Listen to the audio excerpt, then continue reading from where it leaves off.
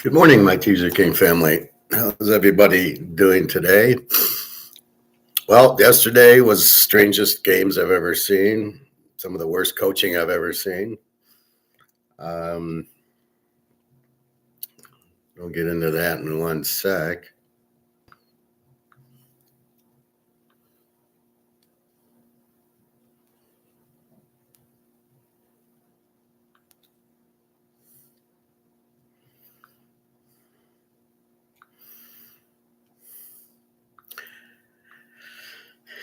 I watched a little of the Ram game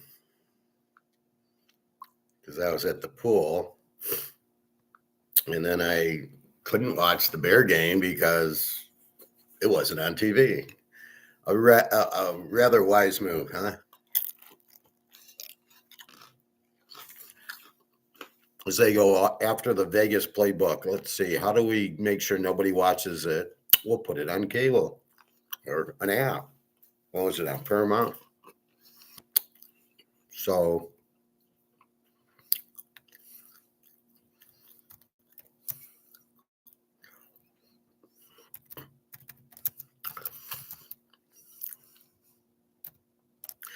I'm sure they lost a lot of viewers. And one way you can tell, I went on YouTube like an hour after the game to watch the highlights of the Bear game.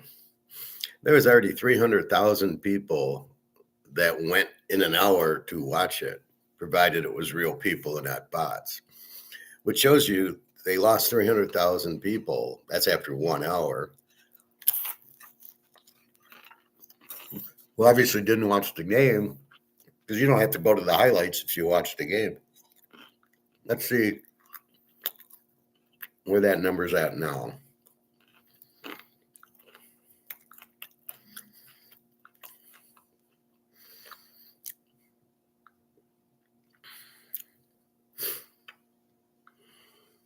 The worst state to live in right now is Michigan, and nobody's talking about it. Okay, so you've got almost 3 million views. Hate when it does that. You've got 3 million views in 11 hours. That's 3 million people that didn't watch this game.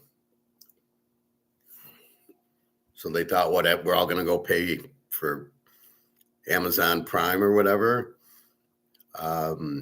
You out of your mind? So this shows you, had they put it on ABC or CBS or whatever the hell Amazon is, they would have had another 3 million views. And I'm sure the advertising companies are kind of pissed that it's on Peacock or Prime and not on the major network where they're paying for the advertising. So the NFL, again, it's like Vegas. And we'll charge them for parking, and people don't want to pay for parking, so they don't go in. So they don't even get the customer in the door. They're actually chasing the customer out. Same thing here. The customer's not going to go buy for one game Paramount or 5 games. We're not going to pay it. We watched the Ram game today. We got all 3 games on TV, and tomorrow we get the game on TV. Why would I pay for Green Bay, Chicago? So you're not going to pay for it. So they're losing 3 million customers who are doing what I'm doing, which is going right here and going, yeah, I'll watch the highlights in 18 minutes. I can see what happened, the gist of it, and off I go. Derek, good morning. Caleb Williams is so frustrating. He inaccurate, but he's a big play machine. That will only get him so far. Well, he's not really that good. It's the offense they're running.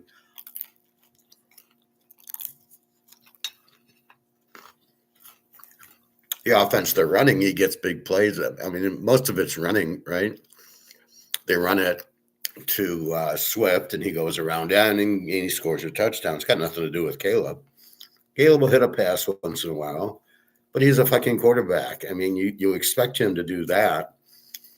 But how I rank him, are they Mahomes and Joe Burrow? Is he going to win the game for you? Now, he did win the game yesterday based on how stupid Green Bay is. I'm sorry, I would blitz Caleb every play. 6 guys, blitz him. And that's it. These soft zones I'm seeing. I mean, the Rams struggled with Carolina because of these. Who's their defensive coordinator that's about to get fired? Some Shula guy, Don Shula's grandkid or something. Doesn't know anything about it. They don't know how to play a zone like they used to. Or God forbid they play like the Steelers with Mel Blount and Donnie Shell and Mike Wagner all over the guys. They couldn't even do anything. The Packer forgot how to run the ball. Matt LaFleur is a moron. Yes, who's the moron? Who went for it on 4th and 2 at their own 32? That's the moron. I think it was Chicago, but these coaches that think they have to go on 4th down, they didn't learn the lesson from the Lions losing to the Niners. I heard that. I was happy when I heard that. Matt Olson in the Ram game, there was a 4th down they didn't get, and they said, well, it cost the Lions a Super Bowl because they went for it twice on 4th down and didn't make it. I don't know why people just assume, well, that's 4th down, not a problem. We'll just pick up the 2 yards because, on 3rd and 2, we couldn't make anything. So, of course, on 4th down, we will get it. I was a little frustrated yesterday. I took the Rams -4 like an idiot. They get up 14-0. What was that pass to Pukanuka? Hit him right in the hand. Should have hit him right in the hands for a touchdown near the end of the half, and he didn't catch it. Was that a fix? Probably. He never drops the ball. Ball's right in the hands. He's wide open. It's a touchdown, and he does it. He just lets it go through his hands. I didn't understand that. The weather was not, I believe it rained there, but it wasn't a factor. Here's where you frustrate yourself. I love the game over, as I said, but because of the rain, I couldn't play it over because I didn't know how the rain, maybe they won't score as much. So I ended up taking LA -4 instead of the over. The over covers easy. And just really frustrating because I had the game pegged perfectly because the Rams are a good over team. Means their defense isn't good. Steve Young sucks. He made some passes, but he's not good either.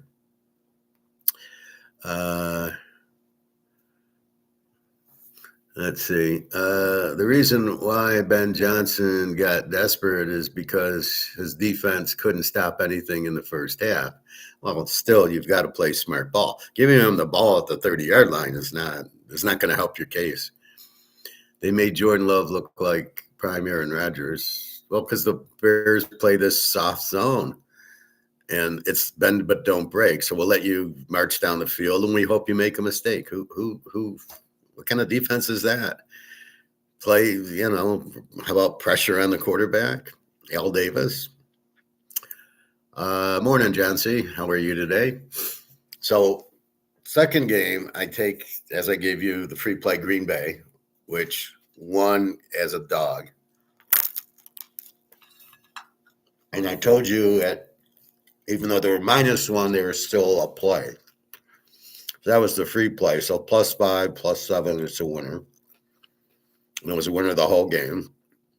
And then I took the under based on the weather being 15 degrees and a 20-mile-an-hour wind, which apparently didn't matter, which is really frustrating me. I'm nailing the game using the weather, going, yep, it's cold, it's windy, they're not going to score a lot, and then they score a lot. So I lost an underplay, but the lock was Green Bay +7. So as soon as I saw Chicago -1, I immediately locked it, I think Tuesday or Wednesday. I locked Green Bay +7, and then Green Bay turned 1. I thought about the Bears in 7, but I already had Green Bay in 7, so I thought it'd be a close game, and the Bears did what they do. They come from behind late.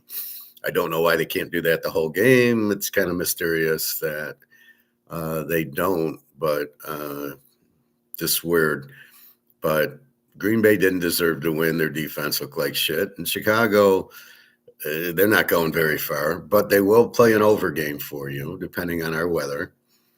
And they will their defense sucks, and their offense is really good. They're an over team.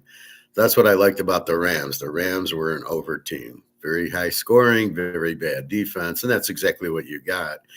even though it was raining and a little windy, it didn't seem to matter. As I said, I don't know what wind impact do you have.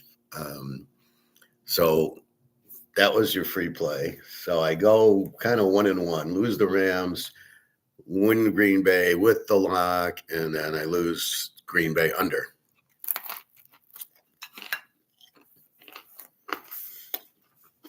So today, let's look at it.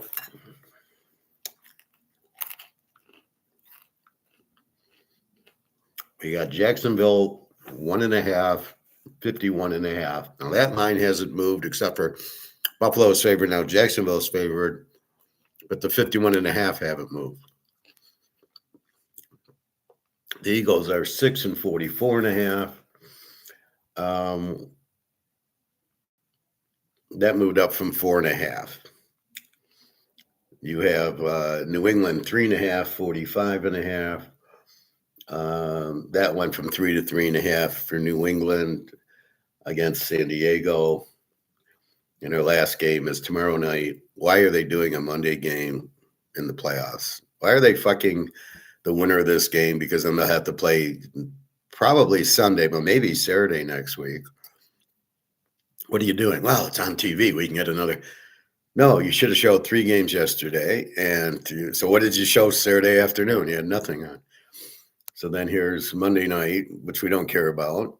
There should be 3 Saturday, 3 Sunday, because now it's let's make it a little harder to pick next week when whoever wins this game has to go on the road and play. I think they play Denver. This is the 4 or 5 seed. Oh no, Denver gets the 7. So if San Diego wins, they go to Denver. They were just there. Buffalo wins.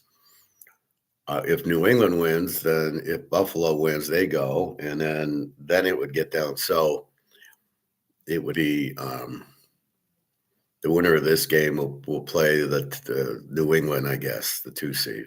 No, the 3. They'll play at Jacksonville, but still, it's you're fucking the team over. They're playing Monday night. Gives them 2 less days to heal because the guys playing the Buffalo is at 1:00 today. By 4:00, they're starting to heal for next week. Whoever wins, that's huge. A day and a half. It's not acceptable. Why are they fucking over? Oh, so for the TV money. Yeah, but you're so quick to put somebody on Amazon Prime where nobody's watching, where 2 million people are watching on YouTube because we didn't see the game and we're not going to pay for it. We're not going to pay for parking. We're not going to pay resort fees. We're not going to pay for a $30 drink and a $50 hamburger. I really nailed that. The MGM guy, he's on LinkedIn. So he ran something like, now I've joined the management team. You're the fucking CEO, and now you're joining the management team. Aren't you the management team? So I lit him up. I says, have you resigned yet? I mean, you're running your hotel into the ground. You're laying off all these people. You're not making profits.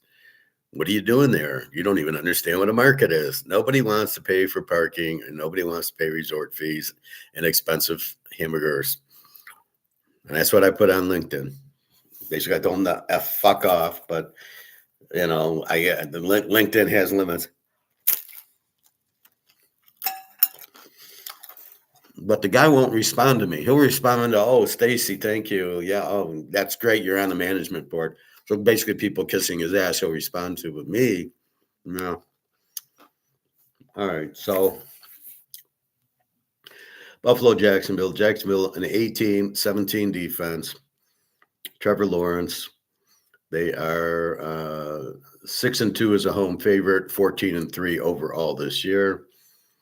Buffalo, a B team with a 21 defense.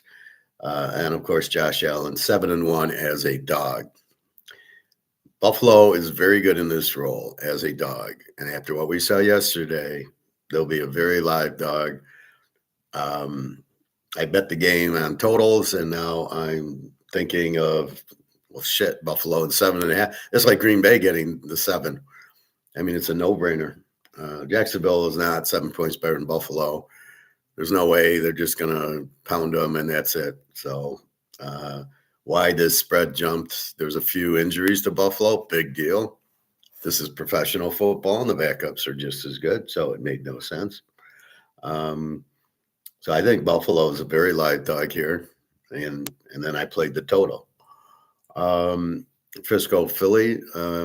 Philly's up to 644.5. There is a little bit of wind here, but it's pretty mild at 40. Although they showed it last night and they had a tarp on it and it was real windy. The wind died down here, so I don't know if it died down there yet for Philly and for Pittsburgh. Pittsburgh doesn't seem to be as affected as Philly was. We'll check the weather in a minute. Philly's an under team. They're not scoring. So now they're laying 6. You think Frisco's just going to roll over and die? Well, Purdy and McCaffrey are playing. Kittle's playing. So I'm not so sure that because a couple of guys are injured on Frisco that the line should jump to 6. These are people overreacting. I got a good video today on people who are idiots who don't know they're idiots. And because they watch Peter Schiff or something, they think they know everything about gold and silver, and they don't. And it's exactly what's happening here. Why is Philly 6? They get an offense all of a sudden. Oh, their tackle who's injured is maybe going to play. Notice how everybody was worried about the Green Bay left tackle, and they scored 27 points. So I think Frisco's a live dog here. They're going to score. And, okay, Jalen Carter's been hurt with the heel. Did he all of a sudden he's 100% because he sat out a week? I'm sure he's still hurt. Playoff game. Philly's defense will show up. I kind of think it's an under game. And we'll see. The way it's going, I don't know what to think anymore. The Niners, I think, are a live dog. I would take the Niners as a dog before I take Philly even. Now, Philly's at home. We know they're a Super Bowl team. They haven't played well. So you got to look at today. They haven't played well. They're an under team. They don't score. How can they lay 12 in a teaser, right? So Frisco's an A team with the 22. They've been scoring 30 points a game except for that Seattle game last week. Philly's an under team with a 15 defense. Now, interesting. The Niners play against 6-1 as a road dog this year. And Philly is 15-2 play against this year. I got 40 degrees and 10-mile-an-hour winds. We'll see what they are. Now, it was raining, but that was last night. I really didn't see much rain in the Ram game, but you couldn't see it. But I think there was. But it really didn't matter, except for Pukanuka on the pass. He didn't try on or something. Maybe he had one of those player bets where I won't score a touchdown, and he bet against himself. And we got to get rid of all that shit. Football is getting terrible right now. So I think this is a close game. I think Frisco is a dog. I think they'll play well. I don't think Philly goes 22-0 here. They did last time because the guy got injured. Purdy hurt his elbow and he couldn't throw. And they had to bring that John Johnson guy who's now on Washington because he was so impressive in that game. Can Philly just turn it on? Their coach is still an idiot. I think he's a terrible coach. And again, their coordinators are terrible. So I don't know. We will see. But I think this game could be a close one. The way the other two were. If Carolina can stay close with the Rams, you've got to be kidding there. Only a playoff game, Rams, not a problem. San Diego, New England. New England is an 18 with a 19 defense. San Diego and under with an 18. Herbert and May. We got San Diego 4-0 as a road dog. New England 6-1 as a home favorite. 16-1 in a teaser this year. However, as we see, this is a playoff game. Drake May will choke a little bit. It's just the nature. Herbert's been there before, but he'll probably still choke. This should be a competitive game, and it should probably be low scoring. I don't know. I don't think Drake May is going to light San Diego up for 30 points in a playoff game. Maybe he will, but I wouldn't think so. I think this will be a last-second field goal. And then we got Houston, Pitt, Houston 338. Houston, a B team with a 20 defense. Pitt, kind of they're an under team. They're probably an E team with the 20 because he didn't have DK Metcalf. But when he had him, he lit up Detroit. He lit up Baltimore both times. So they're really scoring more than 17, 18. They're probably in the mid-20s. So they're probably an E team. The defense, you got TJ Watt back. You got DK Metcalf back. And you got Aaron Rodgers. And you're going against CJ Stroud. So we saw Steve Young and we saw Caleb. And how Caleb won, I don't know, but Steve Young, I mean, he's running in. And then I say this is a perfect Steve Young at the end. It's okay. They need to drive the ball to kick a field goal to tie 34-31. Now he can't run. He has to throw. What does he do? Incomplete, incomplete, incomplete, incomplete. That's the problem with Steve Young. He's good if he can run from his own 20 and get some yards. But when he has to throw in the red zone, he can't show up because he doesn't know what he's doing. I don't care what anybody says. Oh, he's still crap. So here's Stroud against Rodgers. Choose that for Rodgers, inexperience, and just he's so much better. We know the Houston defense. I think Pitt should be favored in the game because the game's in Pitt. And I did not go under in this game. I went the other way. I do like Pitt in 9 because I think they'll keep it close. I think they probably will win it. I respect Houston's defense, but Aaron Rodgers will pick it apart with Metcalf and the running. I mean, so, it's a good defense, but you got CJ Stroud, and that's where the problem lies. So is Houston going to blow out Pittsburgh at Pittsburgh? No fucking chance.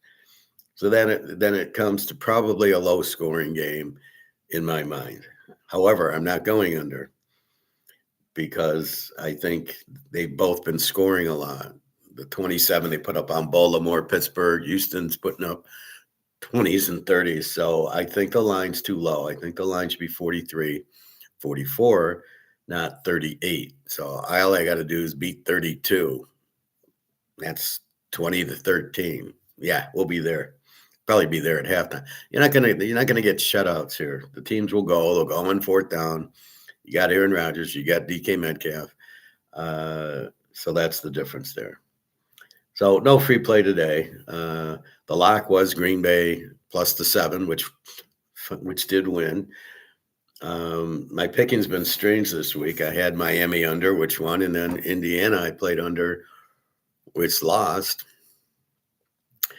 I think that'll be a good game. I think Indiana beats Miami. I like Miami, but I think Indiana's they're just too strong defensively, and they're good enough offensively. I don't really know if I trust Mendoza. He's not Dagiopava, right? But I think Indiana, the way they shredded Oregon, they did beat Ohio State. I think they win the game. I don't know by how much, but I think they win it. So if you're looking for a companion, maybe you take Indiana -1 today with, one of the 4 that I'm giving you. So the Rams, Panthers, what kind of mess was that?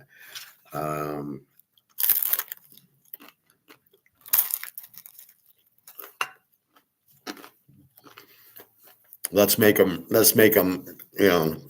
go drive down the field without making a mistake. Well, that's a sure way to lose. Finally, at the end, they started putting pressure on it, and Steve Young went 4-0. So where was that the whole game? This is the playoffs. You can't. Well, maybe they'll make a mistake. Absolutely retarded. John C. TK, both defenses were horrible. I thought all 4 defenses were horrible. Do the Chargers have a chance? I don't know. Derek, awful coaching. Sean McVay had the fixin'. Well, that was obvious. Notice at the end of the game when they were down, they boom, boom, boom, went right down the field and scored the touchdown. And like you're saying, where was that? In the third quarter, when they're giving up leads, they're letting Bryce Young march down the field. That game definitely looked funny. Well, it was 10.5, went down to 10 as we were talking yesterday. And I had a feeling that they weren't going to win by 10. And I was thinking, well, I got 4. Notice they got up 14-0, and then they stopped playing. Who does that in a playoff game, right? The fix is definitely in on that game, I think. Do the Chargers have a chance? I don't like Harbaugh. You do have Herbert, who's okay. They have a defense, and then it's New England at home, and then there's Drake May. And so let's check the weather.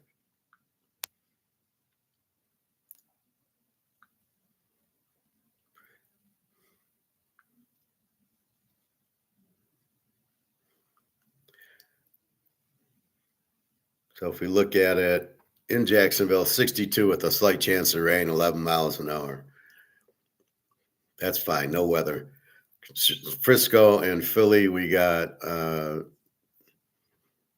we're going to have 31 and 15 mile an hour winds, which we had in Chicago and apparently didn't mean anything. The San Diego, New England, 33 chance of snow showers, 9 mile an hour wind. So it feels like 24. So there's a wind, cold wind, 24, 9 miles an hour, chance of snow. So they're not going to get it. 23, 11 miles an hour, 22, 12, 22, 12. So does San Diego have a chance? Yeah. Pittsburgh, Houston, we got 23 and 8. So that shouldn't be a problem in that game. So there's really no weather games, maybe Philly, but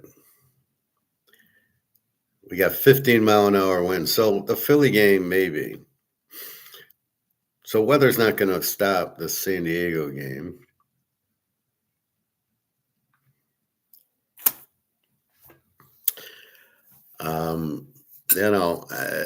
I would think, are they a live dog?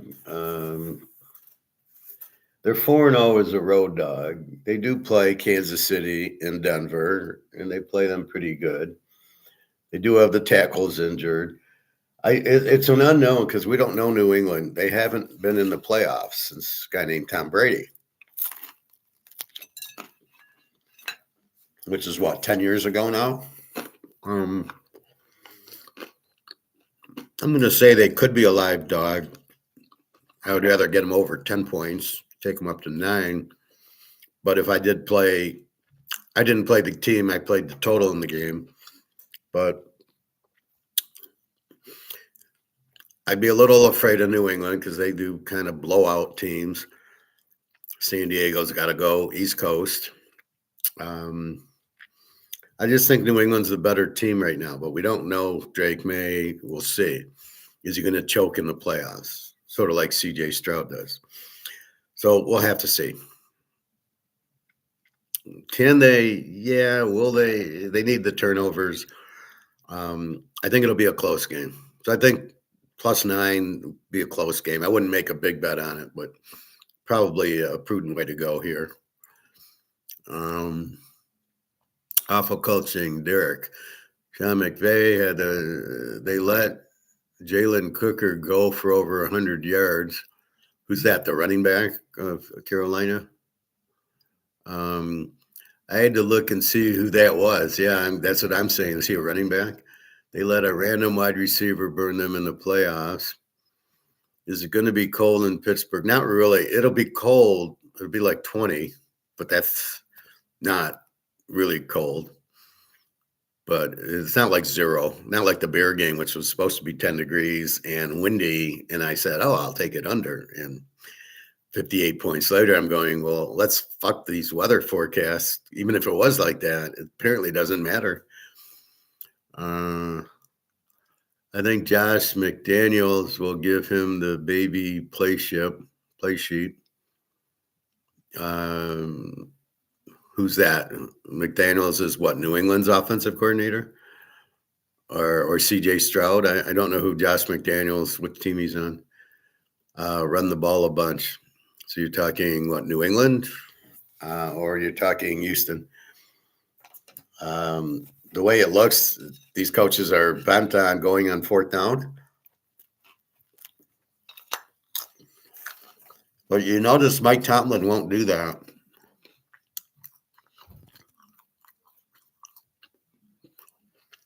So McDaniels is New England. So you thinking you won't let Drake May screw it up? I don't think they look at it like that. I think they think Drake May is good.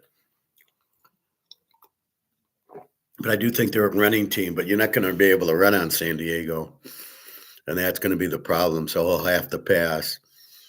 And then San Diego's got Darwin James, all-pro safety. So they got Khalil Mack. So that the defense is going to be the key for San Diego.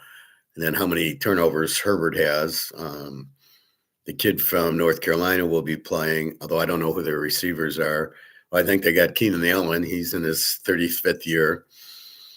And they could have had Brock Bowers, but no, they wouldn't want to draft him. They took the guard who's never playing Alt instead. He's the New England. Well, yeah, I mean, he doesn't have Tom Brady. So if he tries that shit, it's not going to work. I think it'll be superficially looking at it now. I think it'll be a tight game. They both have good defenses, so there shouldn't be a blowout. There shouldn't be a lot of points either. But we'll see. Drake May, how many picks is he? If he throws a pick early, then yeah, they'll go running, and his confidence will go down. He's never been in a big game, Drake May. We saw him against Buffalo, and Buffalo beat him 35-31 in what was a big game. They did clinch the division, beating the JETSs. So, impressive. They're a high school team. So, yeah, it's difficult to say after yesterday. I can't believe Green Bay lost with the big lead they had. I would fire their coach. Again, this is the problem with these offensive coaches. Who's their defensive coordinators? Bunch of idiots like the Lions, right? They give up 35 points a game. I mean, how is this guy your coordinator? I love what the Lions do. They blame the injuries. No injuries on San Francisco. They made the playoffs.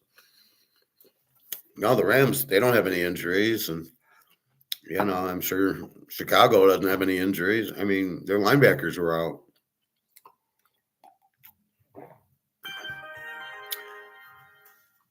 I just think that Dan Campbell is not a good coach. And they really, as I'm saying, they should replace him with the Army coach. You wouldn't have a bad defense if you took the Army coach. He's a real good coach when he has a good quarterback. So that I would look for somebody like that. But Dan Campbell's not. He's not a winner. He's an idiot. Yeah, let's go on fourth down because it's only the Niners with the second best defense in the league at the time, and we don't really want to go to the Super Bowl. We only have a 17-point lead, so let's play like idiots. Turn the ball over on downs because I'm aggressive. You're also an idiot. But it was just unbelievable. I see the Bears won. I couldn't believe the score was so high. And then I couldn't believe when I watched the replay, the Packers had them like 21-6. And I'm like, A, why'd you stop playing? And B, where was your defense? Why don't you blitz Caleb? They don't blitz Caleb. So, yeah, even Caleb can look good when there's not blitzing. And, and mostly it's a lot of running with Caleb. Why is Herb Kirkstreet doing college and pro? I can't stand the guy. I did a video on emotion and idiots, right? And it was like they try to get you through emotion, not substance, right? And what he does is all emotion. Oh, what a great block by the tackle, by the wide receiver. Oh, it was good. Oh, and he's all emotional. See, he's the biggest problem, that guy. Because he talks emotionally. I can't stand him. You're ready to just turn the sound down when he's on. That's how bad he is. but he'll sit there and it's, oh, look at the wide receiver made a good block. What's the emphasis on the wide receivers making blocks? I want to see Pukanuka make a catch on that 60-yard touchdown that he let go through his hands. That's what I want to see, not him blocking. Who gives a shit if they block? They're receivers. They need to catch. So we did the weather. So basically, the teaser trends again. Houston 16-1 in a teaser this year. New England 16-1 in a teaser. Philadelphia 15-2 against in a teaser. So if you bet against them, and Jacksonville 14-3 in a teaser. However, Buffalo is 7-1 as a road dog. Yesterday, Green Bay 15-1 as a road dog, but they switched to a road favorite. The Bears were 15-2, they won, and the Rams were 14-3, and they didn't win. Which I kind of smelt that number 10 down to 4. Carolina doesn't deserve. They backed in, and they play like that, and the Rams play like shit. Okay. Oh, they had to travel to the East Coast. Oh, okay.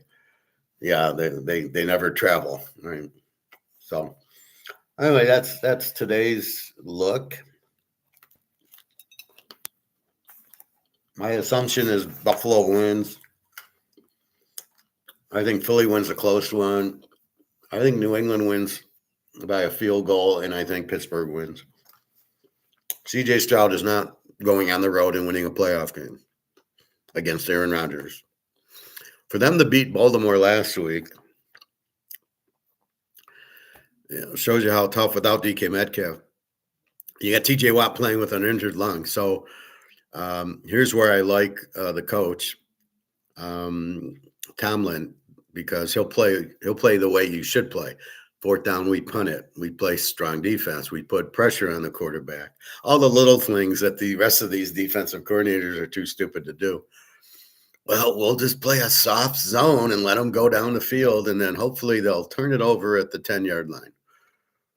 Well, what kind of idiots are these defensive coordinators? I'd fire the guy for the Rams, and I'd fire the Green Bay defensive coordinator, and I'm not sure I wouldn't fire the Chicago defensive coordinator. These guys are clueless. You don't play this soft. I hate the Bears defense. Well, we're going to play this soft zone. Yeah, that really works. I mean, you're just lucky Ben Johnson has all these exotic plays, and he's able to score in the fourth quarter. Otherwise, they'd have won 3 games this year. Profit margin. Hello, good morning. Wish I could see what Ben Johnson's halftime adjustments are. The Bears came out looking like a completely different team in the second half, as they have most of the season. Well, I mean, it's pressure. Oh, my God, we're in a playoff game, and Green Bay just dominated them. And in the second half, you kind of reset everything. So what was your big 14-point pick yesterday? Or is it today? Doing your formulas. It doesn't work. Formulas do not work in the NFL. I problem solve. Look at the game. Green Bay, Chicago. Says there's no way Chicago can be a favorite. I took Green Bay as a dog until they went favorite. Then I laid off of them, but I already put in my lock, Green Bay +7, and it had nothing to do with math. That's just looking at the teams and problem solving the game. Same thing here at Pittsburgh, Houston. I think Pitt, as I'm naming you the reasons, Rodgers, DK Metcalf, TJ Watt, the coach, they're at home, and it's CJ Stroud. I'm problem solving the game that Houston might win a close one. Pitt could win. Buffalo is a dog. It's not math. You can't use math here. You can't use math in anything. You can't use math for gold and silver. You can't use math in the stock market. Too many variables. Chicago +14. All right. So that was good. So you won that one. I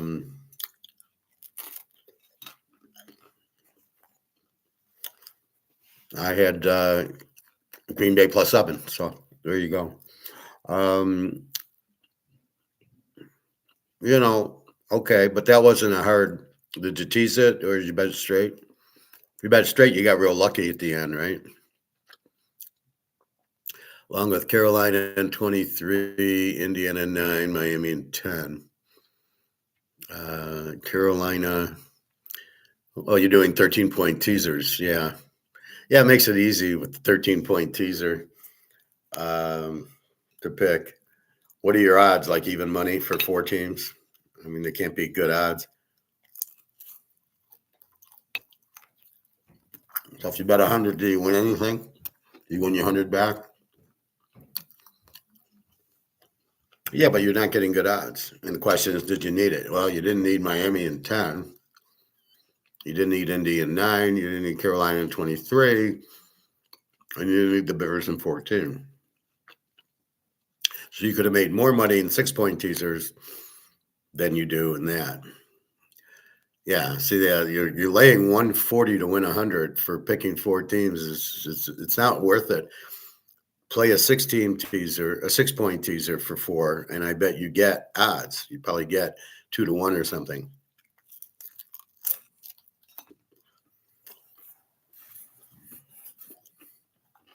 So that's why, it's the odds that are fucked. Minus 140 is not good. Picking 4 teams, right?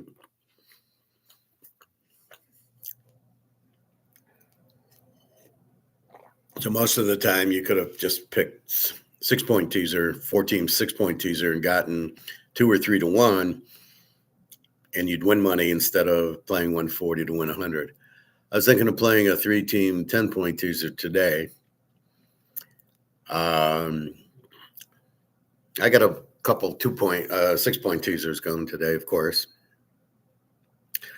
Yeah, because how often are you going to need the other 4 points? Right. I pick 6-point teasers because I need the 6 points. I don't need the 7th point, and I don't need the 10th point. Right. Okay. I would have won the Ram game with laying 0 instead of laying 4. So I would have won that one. I lost by a point. So I could have played a 7-point teaser and got it to 3 and pushed. But I didn't think they would win by 3. I thought they'd win by 20. I'm shocked that they let Carolina score as much and that they kind of stopped scoring and their defense was so bad. So the Rams are turning into an over team. So today, there's 4 games. Buffalo, probably a live dog. I don't know what you do with the Philly game. And San Diego, New England, I'm not sure what you do with that game. Those are tough games.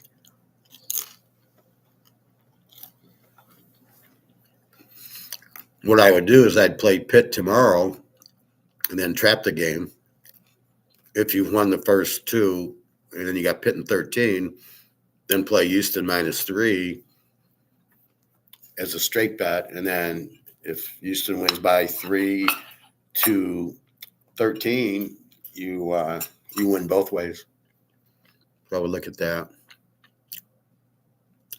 But yeah, I mean, it's I think I don't know. I think Buffalo is a very strong play today as a dog because they've been there. They played Kansas City. This would be nothing playing Trevor Lawrence. The Niners-Philly's a tough one. Philly's been playing so bad all year, and the Niners have been injured. So I don't know. I think the line got way too high at 6.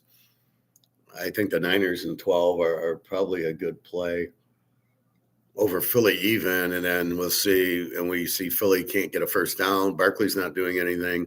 A.J. Walker wants to leave, or A.J. Brown. Hurts sucks. And then, but the defense is good. So I don't know. And then New England, San Diego, we don't know. New England hasn't been in the playoffs since Tom Brady, which was 10 years ago. You don't know how Drake May is in a big game. San Diego has the defense to keep the game close. They're probably a live dog. New England's not playing the Jets here or the Giants or Washington or New Orleans. It's a real game. They're playing a real boy. And then Houston Pitt's very live with Aaron Rodgers. So so you're looking at the quarterbacks. You've got Allen against Lawrence. It's not even close. Allen by a mile. Purdy and Hurts pretty even. Purdy got to the Super Bowl. Hurts won the Super Bowl despite him. It was Barkley in the defense, Jalen Carter, Herbert and May. May's never done this before. Herbert has. And then obviously Stroud against Rodgers. It's big time Rodgers. And I think that's kind of how you got to look at it, because the quarterback controls the game, right? The wonderful interceptions that they throw, the fumbles, they're not ready. I love when the quarterback's there in the shotgun and then the center snaps it and he's not ready. How does that possibly happen? Isn't the center looking for a signal to snap it? And if the quarterback hasn't done the signal yet, how the hell does the ball get hiked? That always mystifies me. I mean, I just, I tell the center to go walk. It's got to be his fault. Oh, I thought you did this, or I thought you did that. Well, you better be sure. And the center should be looking at the clock, so he knows, oh, we're down to 3 seconds. I'm going to snap it, ready or not. Here we come. The quarterbacks most of them have their heads up their ass. They're just not very good. Yeah, they can throw the ball, but there's, winning the game and throwing the ball are two different things. So Trevor Lawrence will make a 10-yard completion. Oh, let's see, he's a franchise quarterback. No, he's not. No, neither is Steve Young, and neither is I don't know about Caleb, and I don't know about Love.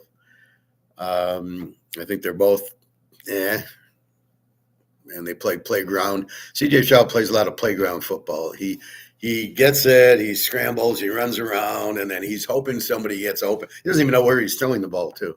He's just looking if somebody gets open 20 yards down the field, running towards him. And what blows my mind, the defensive play by the cornerback, what was that, in the Miami game or the Indiana game? One of those games where the cornerback comes off of, I think it was the Oregon earlier game, when the cornerback came back, like he was guarding somebody else. Then there's a guy deep in the end zone, and he moves back and picked it off. They should be doing that all the time on these crossing patterns, right? These little crossing patterns. You got to play decoy him, but there's really a guy over, so when he crosses, there's a guy over here waiting for him, not the guy who's behind him. So he's running and he's trailing. Then this guy cuts across. There should be a guy over here waiting for him to pick the ball off, and that'll end that play. But it isn't. The guy's chasing him, and then they catch a 30-yard pass across the middle because the fucking defensive coordinator is too stupid to have somebody waiting for the cut, which is going to happen. Unbelievably stupid coordinators. I've never seen such stupid coaching in my life. Well, it's 4th down and 3. We got to go for it. You're at your own 32-yard line, stupid. You don't go for it on 4th and 3 at your own 32. Are you out of your mind? Are you really a head coach? Oh, or is there something in your contract that says, well, I have to go on 4th down. I have to go for it. No matter what, I have to go on 4th down. It's insane how stupid the coaches are. They don't understand field position, kicking the ball deep and letting them start at the 5-yard line. And maybe you have a defense, but all your defenses have their heads so far up their asses, they don't know what they're doing. Oh, we'll let them complete passes. Maybe they'll make a mistake. They're not making a mistake if you're not pressuring them and you're letting the receivers run across the field wide open. Yeah, they're not going to make mistakes. Well, we'll get them down to the red zone, and then they'll make mistakes. Oh, okay, yeah. And have you worked at the grocery store before? Because that's where you're going. Just incredibly stupid defensive coordinators. I've never seen such idiots. A lot of guys can't tackle these corners, and a lot of teams are going to the run now because they know the secondary can't tackle. It's just pathetic. The whole football is really getting bad.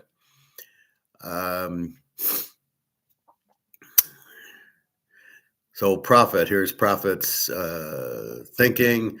Jacksonville 9.5, Frisco 16, New England 6.5. Well, good luck on that one, Prophet. John C. TK, these games are stupid and rigged. Well, that's the problem. Are they rigged? Well, the Rams, yeah. Was the game rigged in Chicago, Green Bay? I don't know. I mean, it certainly made it made for TV, where you got the big comeback and everybody's still watching. You're not seeing a lot of blowouts because of TV, except for the Indiana game in college, where they basically got up 65 points.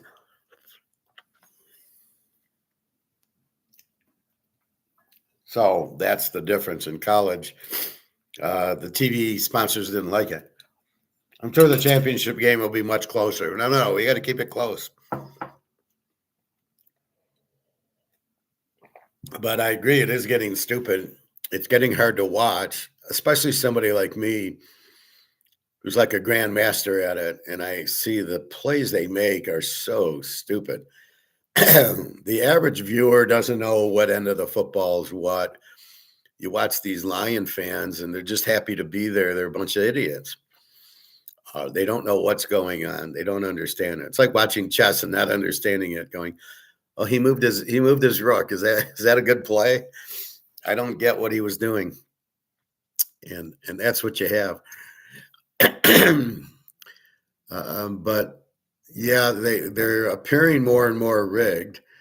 I was watching, what was I watching? Something with a Ram game, and they start driving to go up, and there's the phantom holding penalty there wasn't one that existed. The guy kind of fell, and then as the guy's on the ground, the defensive lineman falls, and they call holding. So there's a lot of flops going on, and the refs are just like, why are you calling it now as the Rams are driving? And then it made it like 1st and 20, and they couldn't score. Then Carolina took the lead, and then the Rams won it at the end. But why weren't the Rams running those plays earlier, right? But I agree with you, John C. It's TV's gotten too involved making this Monday night game. They should be shot for that. We don't want to see Monday night games and screw the playoffs up, right? Don't screw the playoffs. Saturday and Sunday, and then Saturday, Sunday next week. So you're fucking the Monday night game. The winner of that game gets fucked because he's got to go play on the road Saturday or Sunday. Probably, well, no, they would play, depending on who wins. If they're the highest seed, they'll go to Denver on a short week. Yeah, Denver could be a Saturday game. So you go on Monday night and then Saturday. Unbelievable. Amazon's not paying for blowouts. Well, why is Amazon involved, right? That's my question. Why is Amazon even in the picture? Why would you not show the game on regular TV? And if they go more and more Christmas, I'm sure they lost a lot of viewers to the NBA by showing these games not on regular TV. Oh yeah, you lost. These people will watch the fixed NBA product over the fixed NFL product. I mean, you got killed. I mean, the two on Netflix. Okay, a lot of people have Netflix. I don't get what Netflix gained, because Netflix didn't gain any subscribers from the NFL playing on Christmas Day. The NFL, whoever that last game was on, Peacock or something. I mean, they got, I'm sure, no viewers. People aren't going to buy these games. No, we are not paying for parking in Caesars, and we are not paying for resort fees, and we're not paying to watch football. You put it on Fox and CBS, and if you don't, we'll watch a movie and watch it on YouTube, like we did, like a million people have done since yesterday. And then the product's so bad, and oh wait, there's an injury. Let's go to commercial for 5 minutes. Oh wait, there was a play where they did a review. I don't even know what the review was. They didn't show the review. You go to commercial and they came back, and it's this team has the ball at this yard line. So you don't even know what the review was or if it was good. And they show it to you real quick. So why was it 5 minutes to get the answer on the review? And by the way, you have a ref standing about 3 feet away if the ball was inbounds or out of bounds or everything. And then it's so complicated. I think they make it complicated so they have to do the review. The guys, did he juggle the ball? And then the announcers, did he have both feet in? Did he have control of the ball? Announce the game. That's not part of your job. We don't want to hear that. We don't want to know, Did he get it? Well, it didn't look like he did. And then you're betting the game. You're going, what the fuck are you talking about? He caught it. And then it's a catch. And the announcer's adding his bullshit. Chris Collinsworth or Aikman or any of those idiots. And they add the little, well, I don't know. It looked like it was moving. It's like, shut the fuck up. And then why is it 5 minutes to determine what the ref who's 3 feet away is determining? It makes no sense. But why? The reason is, why is Amazon even involved? They shouldn't be, not a playoff game, right? So how many people didn't see the game because it wasn't on regular TV? And you think everybody's running to buy it, or everybody still has cable? And is Amazon even on your cable? So if I paid $150 a month for cable, then Amazon's getting it anyway. So there's no benefit to it. All it does is hurt the league because less people are watching, and the advertisers must be pissed on whatever channel this would have been on. Probably NBC yesterday. So yeah, I don't get it at all. It's really stupid. Anyway, the games are just pathetic. The coaches are so watered down. Look at the list of, well, who's a good fit for the offensive coordinator and the new coaches. So 7 coaches got fired. And then you look at the list and it's a bunch of high school coaches, right? It's nobody that's any good. It's the guy that was like, oh, who wants John Harbaugh? Well, Baltimore didn't want him because he's not very good. Well, we'll take him. Why are you going to take him? He's still not very good. I feel sorry for the new Baltimore coach. He's got to have Lamar as his quarterback.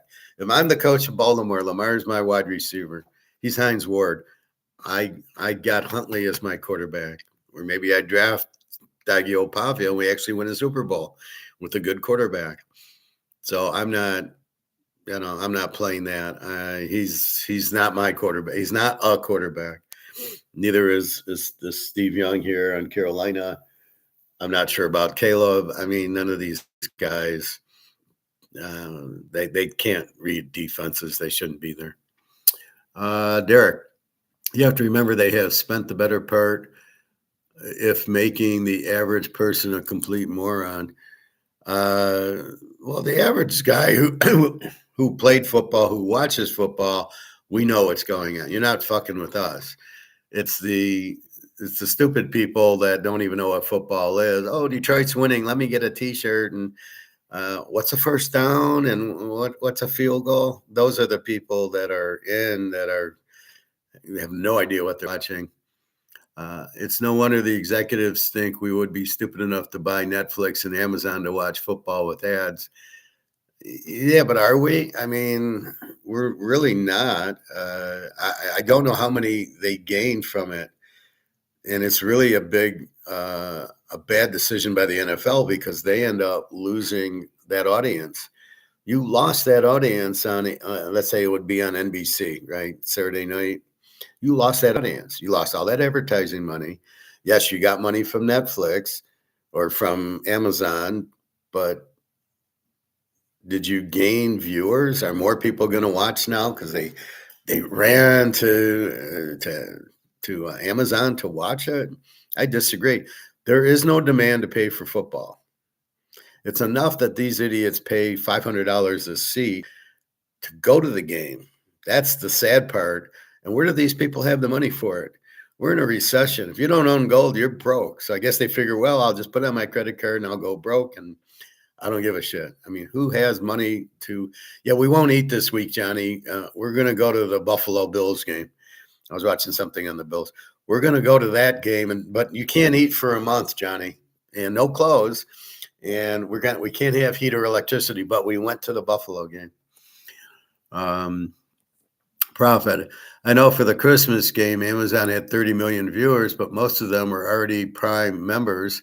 Well, that's my point. Did you have 30 million people watching the game?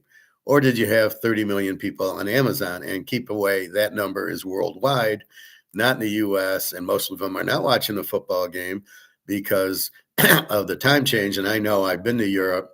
The game comes on at like 11 o'clock at night, and you're not watching that. And everybody in Europe's watching soccer. They're not watching the NFL. So what is 30 million people? 30 million people, and you can't differentiate it. 30 million people watching the game or 30 million people watching Netflix. And that's the thing. So you have, no idea of breaking that apart. And it's so how many new subscribers did they get? Right. That's the key. Okay, on that day, on December 25th, how many new subscribers came and watched football? They can't track who watches the football. Uh, so I agree with you there, Prophet. Derek, thus spent the better part of 50 years. You are a vet. Thank you. I'm talking about the average 25, 35 guy who doesn't know shit.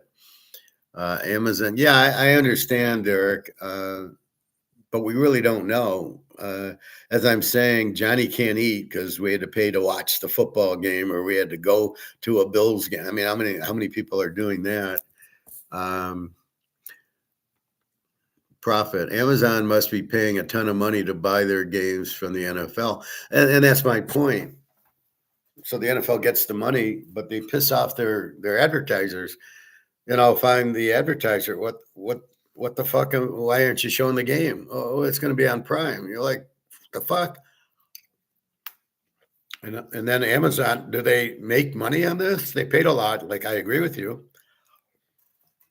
But how much are they making? How many new subscribers are they getting? Oh, we'll get people to sign for football and they'll stay for the movies, our crap movies we have. I mean, the mouth turned over and there's Netflix, and I look and it's a bunch of shit movies. Oh, I can watch Spider-Man again. Yeah, I've been there, done that. I'm not watching Spider-Man, and I'm not watching. The only thing I like on Netflix is Money Heist, and that's a Netflix original. And outside of that, there's very few movies that come on that I'm going to watch. Oh, Mission Impossible will come back. Ocean's 11. And yet when I'm in Europe, all those movies are on. When I go to like Barcelona and I turn on my Netflix on this and I see all these good, I go, why aren't they in the US? I get crap. So it's worth going to Europe just to get a better Netflix. Amazon was running ads during the game. I mean, that's ridiculous. Now, did you buy Amazon for the games, or do you have Amazon and the game was on, but you didn't pay for it extra? Or do you that's what you heard? That's the play. They have subscribers pay to watch, and they have ads running as well. You had Amazon before. Do you like Amazon? I mean, isn't it the same movies as whatever? And after you've seen Mission Impossible 5 times, it comes on, and you're gonna really watch it? I see. I just watch movies on Tubi and Pluto. The problem is all the commercials. Pluto is really bad because every 5 minutes there'll be 6 commercials, and you're like, Jesus Christ! And so, like, read a book and then wait for it to come back. I got a feeling this is D. Yeah, I'm sure it is.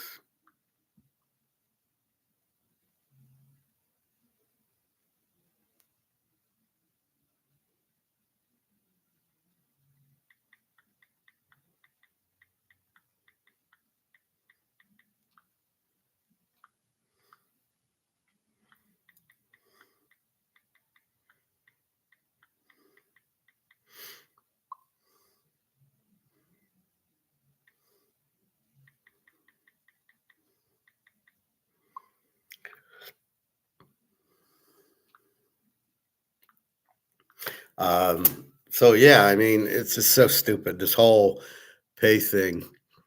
I have Amazon to order the stuff online. What do you order online on Amazon? But I got it to buy things mostly. What do you buy on Amazon? What is Amazon? Yeah, when you got stuff shipped. Well, don't you just go on to the site? Like, I go on to Amazon.com and order, a golf club or something. But I would never order clothes because who knows if they fit or not. I would never order food. So I don't really use Amazon. I don't like the whole concept. It's very communistic. The video stuff is free. Oh, if you buy a movie, okay. They sell everything. But how does that relate to the? So I have Amazon. I have an Amazon account. Could I watch the game on my Amazon account? What does it have to do with football and watching? Do you watch movies on it and that? So Amazon is mostly, oh my, yeah. Let me look for a hat or gloves or something maybe. But I go to the store. I want to go to the store, try it on, and see and check the prices and make sure everything's fine. I need Prime to watch the game. And how much is Prime?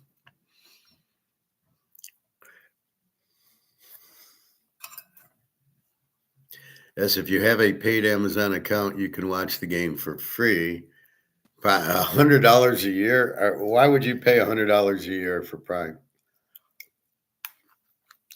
It's free shipping, I guess. So you're like the people we're talking about. You've got it. You pay $100 a year for Prime to get free shipping, as opposed to just driving to the store and buying everything there. Now I know you're in Canada, so and I'm not sure what stores are in Canada. I had relatives in Toronto, and they would drive to Buffalo on a Sunday and go shopping so they could save some money. I remember that. That was back in the day. I don't know if that's still a big difference. And well, yeah, the Canadian dollar sucks. Free shipping saves a ton of money. Understood, but if you just go to the store, you don't need to pay for shipping. See, I prefer going to a mall and going to different stores. And like I go out to the outlet mall, and that's where I got like this. This is a Columbia shirt. So you see me with the light blue, the blue, I have a green. So you see this, but there's 10 stores at this outlet mall. So when I go up, I get a bunch of stuff and there is no shipping because I'm there buying it and I can try it on and I can check prices. But I don't trust Amazon. I don't like communists. I don't like monopolies. So not for me. Not my cup of tea. All right, let's talking about idiots. I was asked a question on an email. Are we the product for Amazon? And I will refer to JB say again. We produce goods and services to get money. We're the supply to demand other people's things. You produce goods to get money to buy other goods. We are not. We are. We are the supply, not the demand. So we're asking for the games to be on Amazon Prime or whatever, and then that's the product. The product is the game on the site. So that's your game, and we are the supply. We're not the product. The product is what you buy. So if I'm going to buy a coffee mug, right, from this golf course, this is the product.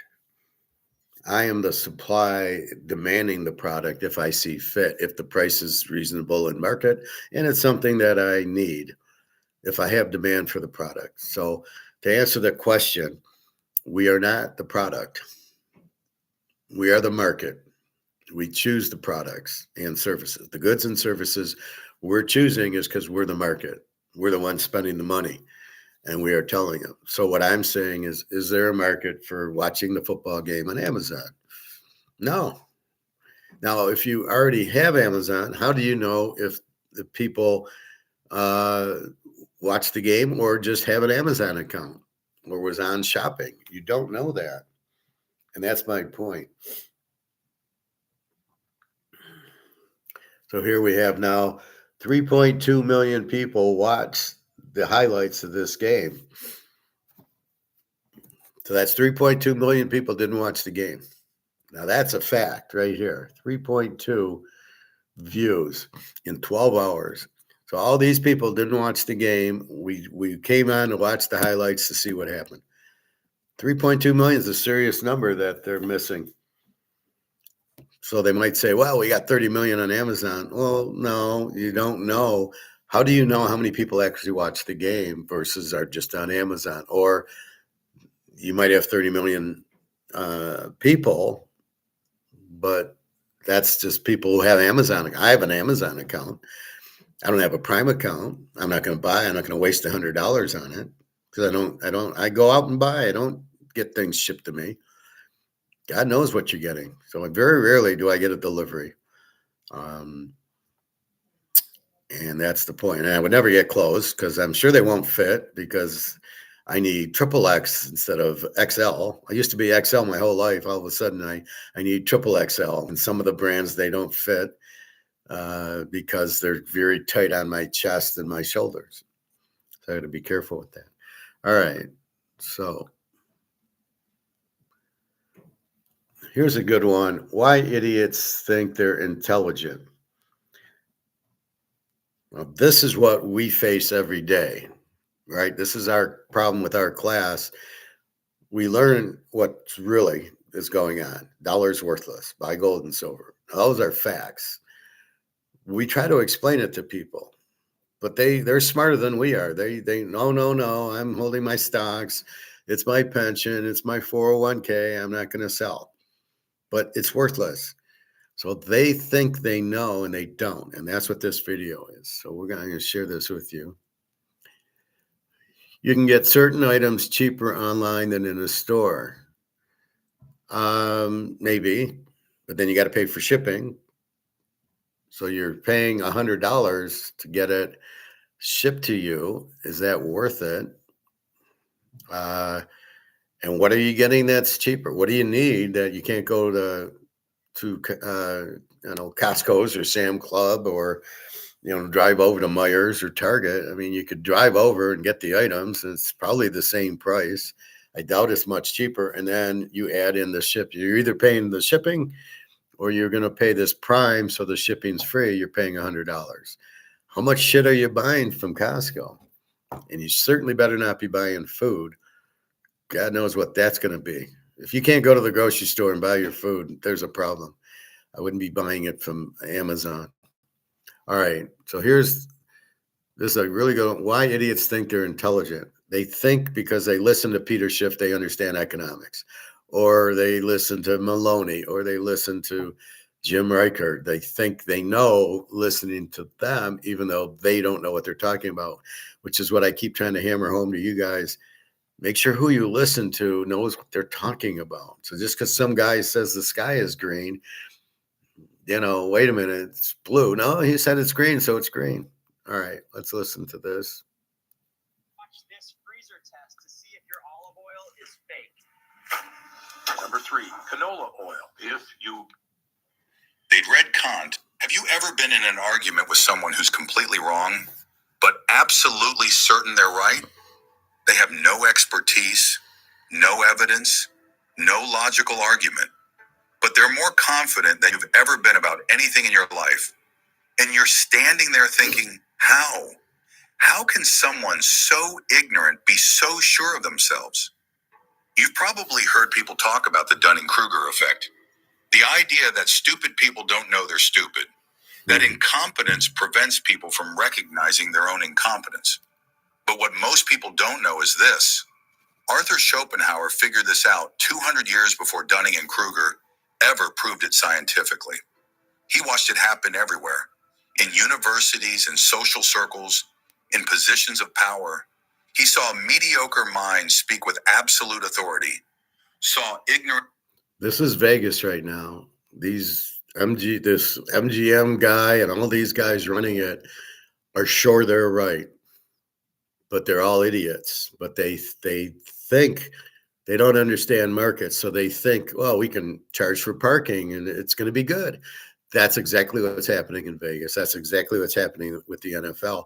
They are sure they're right, but they're all wrong. And me and you look at them like they're a bunch of idiots. All right, that's the problem with Vegas right here.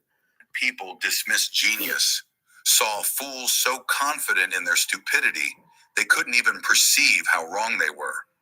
And he documented exactly why this happens. The psychological mechanism that makes idiots think they're intelligent. Not just that they do it, but why they can't help doing it. Here's what Schopenhauer discovered. The less people know, the more confident they become. Intelligence creates doubt. Stupidity creates certainty. And this isn't random. It's a predictable pattern built into how the human mind works.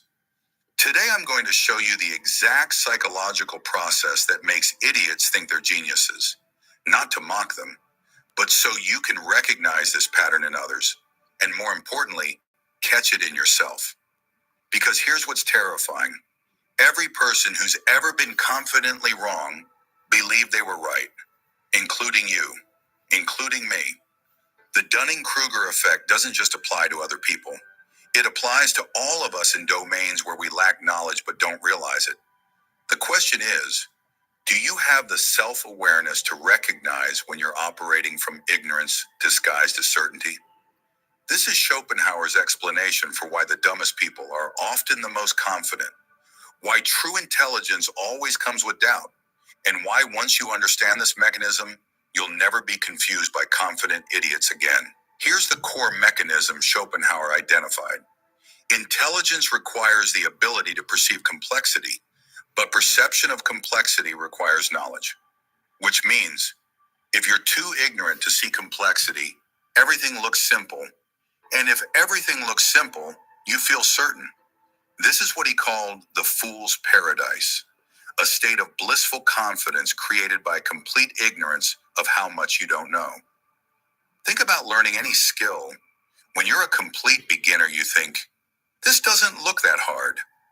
You watch an expert and assume you could do it too. Then you try, and you're terrible, and you realize, oh, there's way more to this than I thought. That moment of realization, that's the beginning of competence, because now you can see the gap between where you are and where you need to be. But idiots never have that moment. They never progress far enough to see the complexity, so they remain in the state of, this looks easy forever. Schopenhauer observed this constantly among his peers. Philosophers who'd never studied deeply would confidently dismiss entire schools of thought, not because they'd examined and found them wanting, but because they couldn't perceive the depth they were dismissing. To them, philosophy was just opinions about life. Simple. They couldn't see the logical structures, the epistemological frameworks, the centuries of refined argument. So they felt qualified to have strong opinions with minimal knowledge. The modern version of this is everywhere. Someone reads a headline about economics. Now they're certain they understand monetary policy. Someone watches a documentary about history. Now they can definitively explain why civilizations collapsed. Someone listens to a podcast about psychology. Now they can diagnose everyone around them. They've acquired surface level information, but they can't perceive the depths they're missing. So surface level feels complete. Schopenhauer wrote, the person who writes for fools is always sure of a large audience. Why? Because fools can't tell the difference between shallow and deep. To them, a complex argument and a simple assertion look the same. So they'll choose the simple one. It's easier to understand. And they mistake ease of understanding for truth. Naval Ravikant updated this perfectly. The more you know, the more you realize you don't know. But flip it. The less you know, the less you realize you don't know. And when you can't see what you're missing, you feel complete. Here's the test. Ask someone about a complex topic, economics, politics, philosophy, science. If they give you a confident, simple answer with zero caveats, they're operating from ignorance. Because anyone who actually understands complexity knows nothing worth understanding is simple, and anyone who actually knows deeply speaks with qualifiers. Can my dad go from XL to M with walking by Halloween? Anyone who actually knows. So this is our problem. We know Austrian economics. I teach you that. I come with qualifiers. I read you my master's notes. Say's law. I read it. Supply creates demand. So I'm backing up what I'm telling you. So now you understand it, but you don't understand it at a superficial level. You understand it at a pretty deep level where you should be able to explain it to your friends and family going, yeah, this is, we create demand and we're the marketplace and, and the dollar is inflating. And And then what are you going to do? Who you're talking to is going to say, who are idiots, are going to say, oh, no, it isn't. The dollar's not. I just heard Peter Schiff say that the dollar was fine. And that's the problem. This is our problem. It's very frustrating. We know the truth. We know what's happening. But when we talk to people who are shallow, who don't know, they'll look at a headline or they'll look at something on Fox or CNBC or something. Oh, no, inflation's 2%, and they'll just run with it. Oh, no, they said inflation's 2%. Do you even know what inflation is? No, but it sounds good. It's 2% because that's what they said it was. And so this is our problem, trying to talk to your family and friends. This is inflation. It's the dollar's worthless, and they look at you like you're nuts. Oh, no, I can go to the grocery store.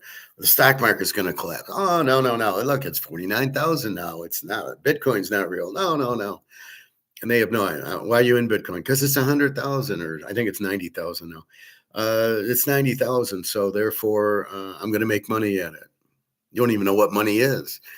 So this is our problem. We're dealing with these idiots, and we're talking about it in football the same way, or Vegas. Well, we'll just add parking fees and resort fees and expense of that, and nobody will know the difference. And again, these are idiots doing it because they don't understand us, that we're not going to pay for parking and that we're not going to buy Amazon to watch a football game or the NFL Network or any of these. We're not going to pay for that so we can watch a game that's fixed with full commercials and everything else. And I agree, you're starting to lose interest in it because you kind of know, oh, they're going to call penalties, and the team that's behind is going to catch up, and just bet underdogs because it's fixed. And the Bears did win as a favorite. Yeah, no, Green Bay was favored. So it becomes where we understand it and we just shake our heads over it. And as you're saying, most people who are paying $500 for Lion tickets are clueless. They don't have a clue what's going on. So that's what they're looking at. And that's where we become with all this bullshit and social network.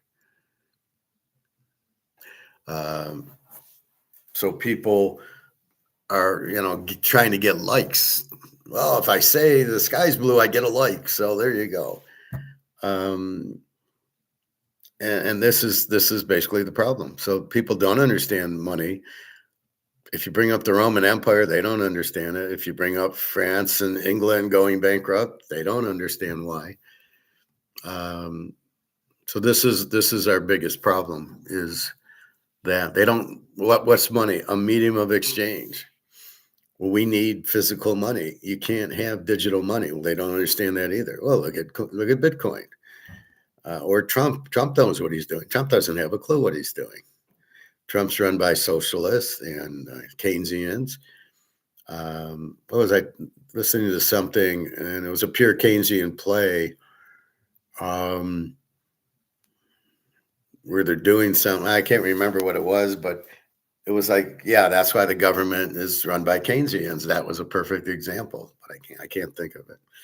Anyway, this is our problem. So we have a lot of these idiots, and it's coming from the social networks and Facebook and all of these and Twitter, and people wanting to get likes. Nobody really knows what's going on. They just hear bits and pieces and assume, oh, that's the answer. Oh, the dollar's fine. Inflation is 2%. What's inflation? Its price is going up. No, it's not. But it's 2%, and I don't have anything to worry about it. And I'm not going to buy gold and silver. And that's where these people are all going to get hurt, is they think they know because they listen to the news or somebody that says inflation is 2%, and they believe it. Now, I make it very simple. You get into gold and silver because you get out of fake money printed that's worthless. And that's all you're trying to do. So you got to get out of that. So it's very simple. You understand why? Yes. Because I'm not painting just a little tidbit. I'm going into depth of why. And that's what you need to listen to, people that go into depth and can explain it, which there's very few of us. That's why I show you Egon. Alligator, I don't know. Mark McGuire, I don't know where he is. He hasn't been on in weeks. And the guys they bring on, the other people I don't have any wish to watch. Anyway, that's the problem. So it's a social network thing. It's this NFL showing we think the market will pay for football. I've been watching since 1965. I don't think I'm going to start paying for football. And that's just like Vegas. So look what happened to Vegas. Well, we're going to charge for parking and resort fees and high food. Oh, there's nobody there. There's nobody there. They're empty, right? Oh, they might get maybe for the Super Bowl there'll be people. Maybe, I don't know. I'm not running to Vegas for the Super Bowl. Or how about the Pro Bowl? It's flag football. What the fuck is that? Well, people will watch flag football. No, people won't watch flag football. I want to see Jerry Rice playing professional football, not flag football. So again, they're coming up with this.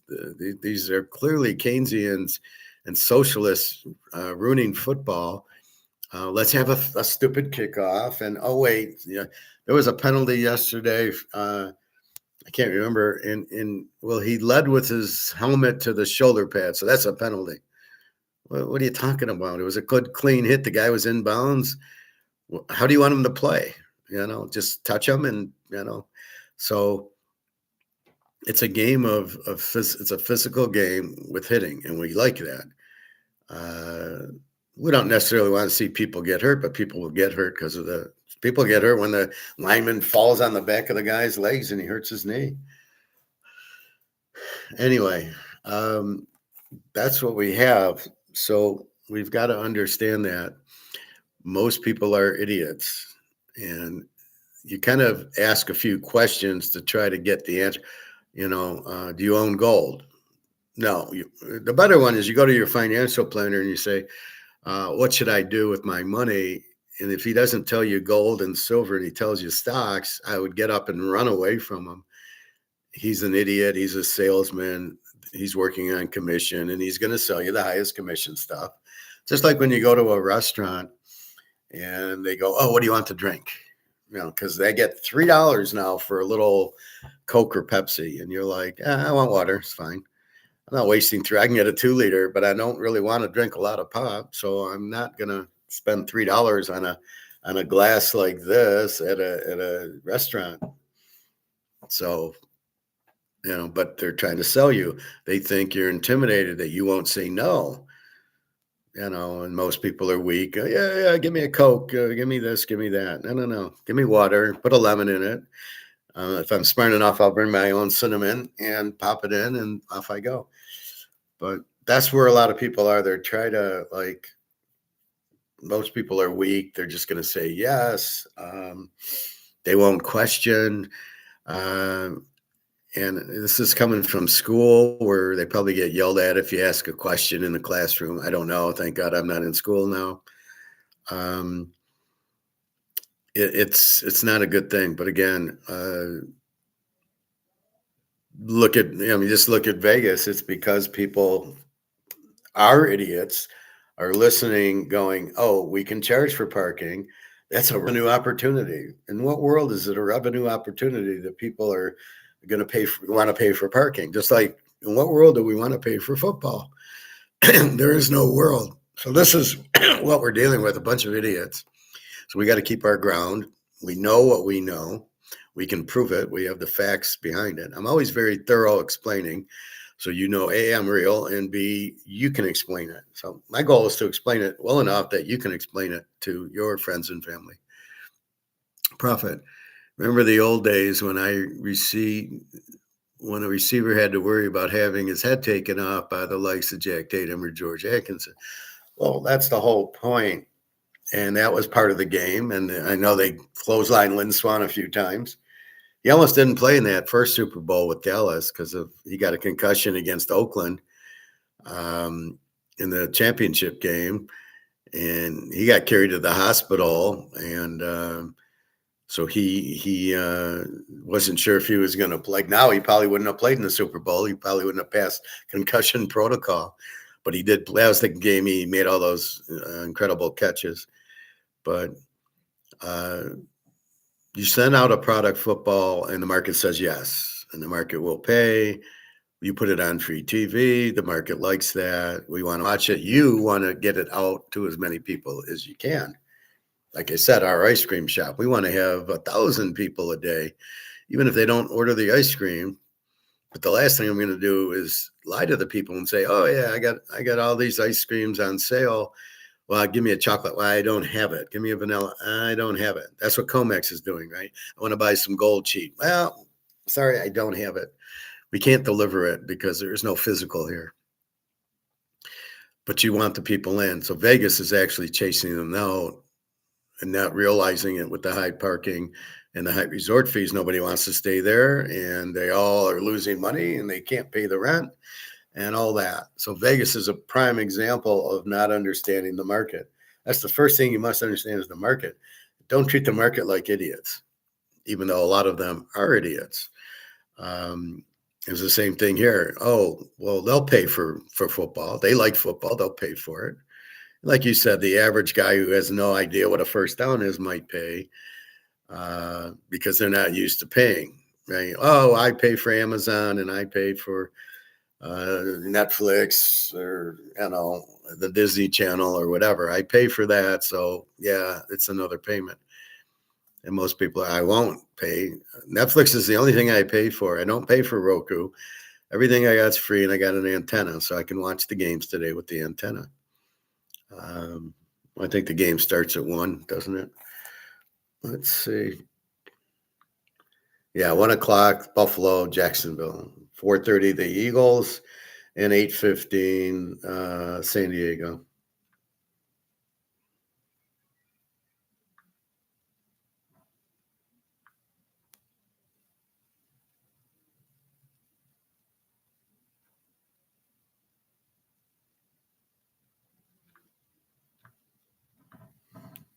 So anyway, people people aren't learning a lot, and I don't know if they want to learn or not. I think most people want to learn, but they're lazy. So if you watch a Peter Schiff interview on YouTube for 5 minutes without knowing who Peter Schiff is, then you go, oh, okay, now I understand gold and silver. Now I understand the economy. Now I understand this or that. Or a lot of these guys who don't know what they're talking about. So they just don't teach it. But I think common sense people will want to learn about it. Like when they go to a football game, they'll go, well, what's the object of the game? Well, oh, they get first downs and the defense, oh, what's a penalty? And then what's a field goal? So they want to learn, but who they're learning it from is not necessarily the proper person. And then when you get into betting, it becomes really hard to understand that. There's too many variables in it. People want to use mathematical formulas. It doesn't work. Anyway, Behold, how are you? Lord of Picks and Metal. Yes, I am. I'm one of the lords. I'm not the Lord. Thank you. Good morning to you, Behold. So that's kind of what happens is people don't know, and then we go, "Oh, this guy's an idiot." The problem with people is they don't want to listen. They've heard it from Peter Schiff, and that's gospel, and that's it. And if me or you were to tell them, so we're in the hot tub and we're going, "Hey, did you buy gold?" And they don't want to listen. Well, Peter Schiff told me. Who's Peter Schiff? Do you know who he is? Do you know what he is? And that's the problem. So they think, as this video is saying, they think they know what they're talking about because they heard it from somebody. And what am I careful with? If I hear a new guy, I'll check, is he a Keynesian or an Austrian? And if it says macroeconomics, that's clue for Keynesian. And they're wrong. I mean, it just doesn't work. So again, let's look at silver. We hit $80 an ounce and it ended like 79.91. So what the fuck's going on? It went up to 83 and then it went all the way back down to 70. Now it's back to 80.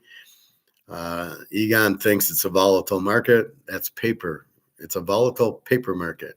not a volatile physical market. So when it hit 83, was that the real price of silver? No. And when it hit 72, is that the real price of silver? No. Well, what's the real price? We don't have one.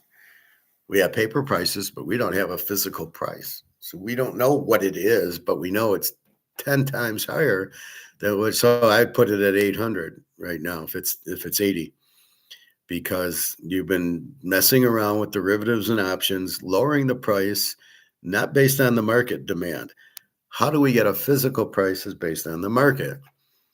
What will somebody pay for this? So I go to here, and again, what will you pay for it? Here's a physical bottle. You will pay $100 for it. That's the market. And then I know the market will pay me 100. But if I do options and derivatives, I have no idea what that is. It's got to be a physical market. What will you buy it for? And then once we know what the buyers will really pay, that's our price. So what will the buyer really pay for this? We have no idea, because we have not had a physical price on this. It's a paper price. But we know there's a lot more paper silver than there is physical silver. So if the paper price is 80, the physical is 800 easily, because there's very little and there's huge demand. So just understand, if you understand the what's the word I'm looking for? I can't think of the word. Anyway, if you understand what's going on, then you know what the value. When I say 800, you go, yeah, it makes sense, because it's far more limited than the options. The options are like 80 to 1 in the contract, right? So you're selling 80 ounces of paper silver, but there's only 1 ounce or 2 ounces of physical silver. So the price you have is not a physical price, it's a paper price, which is far more silver than in the physical world we live in. So that's why I say those things, because if the paper is 80, the physical is 800. And that's the same thing with gold. 4,500, it hit 4,500 and stayed 4,509. So we should see that. So again, I can't predict week by week, but I can predict gold will hit 5,000 soon, and silver will hit 100 very soon. Probably by the end of the month. What are we at? January 11th. I'd say by the 30th, it'll be at least 100, probably more. But again, this is not stocks. We are not profit taking this. We do not want to get back onto the Titanic. So understand that this is not the end game, is to buy this at 30 and sell it at 80, and then, oh, now we got $50 more. What did that do for us? Right? This is a 2 ouncer. So I paid $60. Now it's 80. So now it's worth $160. I made $100. What's the point? Oh, I got 100 more of this that's not worth anything. So why would I want to profit take it? But this is going up higher, and this will go to 100. So this will be worth 200. Then it'll be worth 300. So why do I want to get rid of it? It's just starting to go. It's going to have huge demand, and the price will go up dramatically. So why do I want to get out of it for this, which we know is worthless? Now, the other people don't know that it's worthless. Oh, no, inflation's 2%. There's no way in hell inflation's 2%. Inflation is the value of the dollar going down based on money printing. You printed a dollar, the more you print, the less it's worth. That's inflation. So how do you figure 2 or 3%? But you don't question the government who's telling you 2 or 3%. That's why I don't believe anything the government says, because they're all full of shit. They're doing it. They just make up stuff. They're not real. So that's your biggest problem, is not understanding. Well, if Trump said this, it must be true. No, if Trump said that, it's full of bullshit. Trump's a liar. He's just full of bullshit. He talks out of both sides of his mouth because he's a politician. He's in it for the money, even though he's got $1 billion. Why this guy ran for president? He must be out of his fucking mind. He's controlled by the defense contractors, George Soros. So it's just, you can't listen or believe anything the government tells you, especially about inflation. What are they going to say? Yeah, we ruined your money. The money's worthless. Yeah, they're going to sell you that? Never in a million years. So that's where you have to understand what it is. So I try to present that in depth, that now you can go, Bobby can go tell his daughter, Yeah, this is why we buy gold and silver. And yeah, not right now. We can go to the grocery store with it, but we can't go with the dollar we have. Everything's much more expensive. Um, so I was talking about my notes yesterday a little bit more.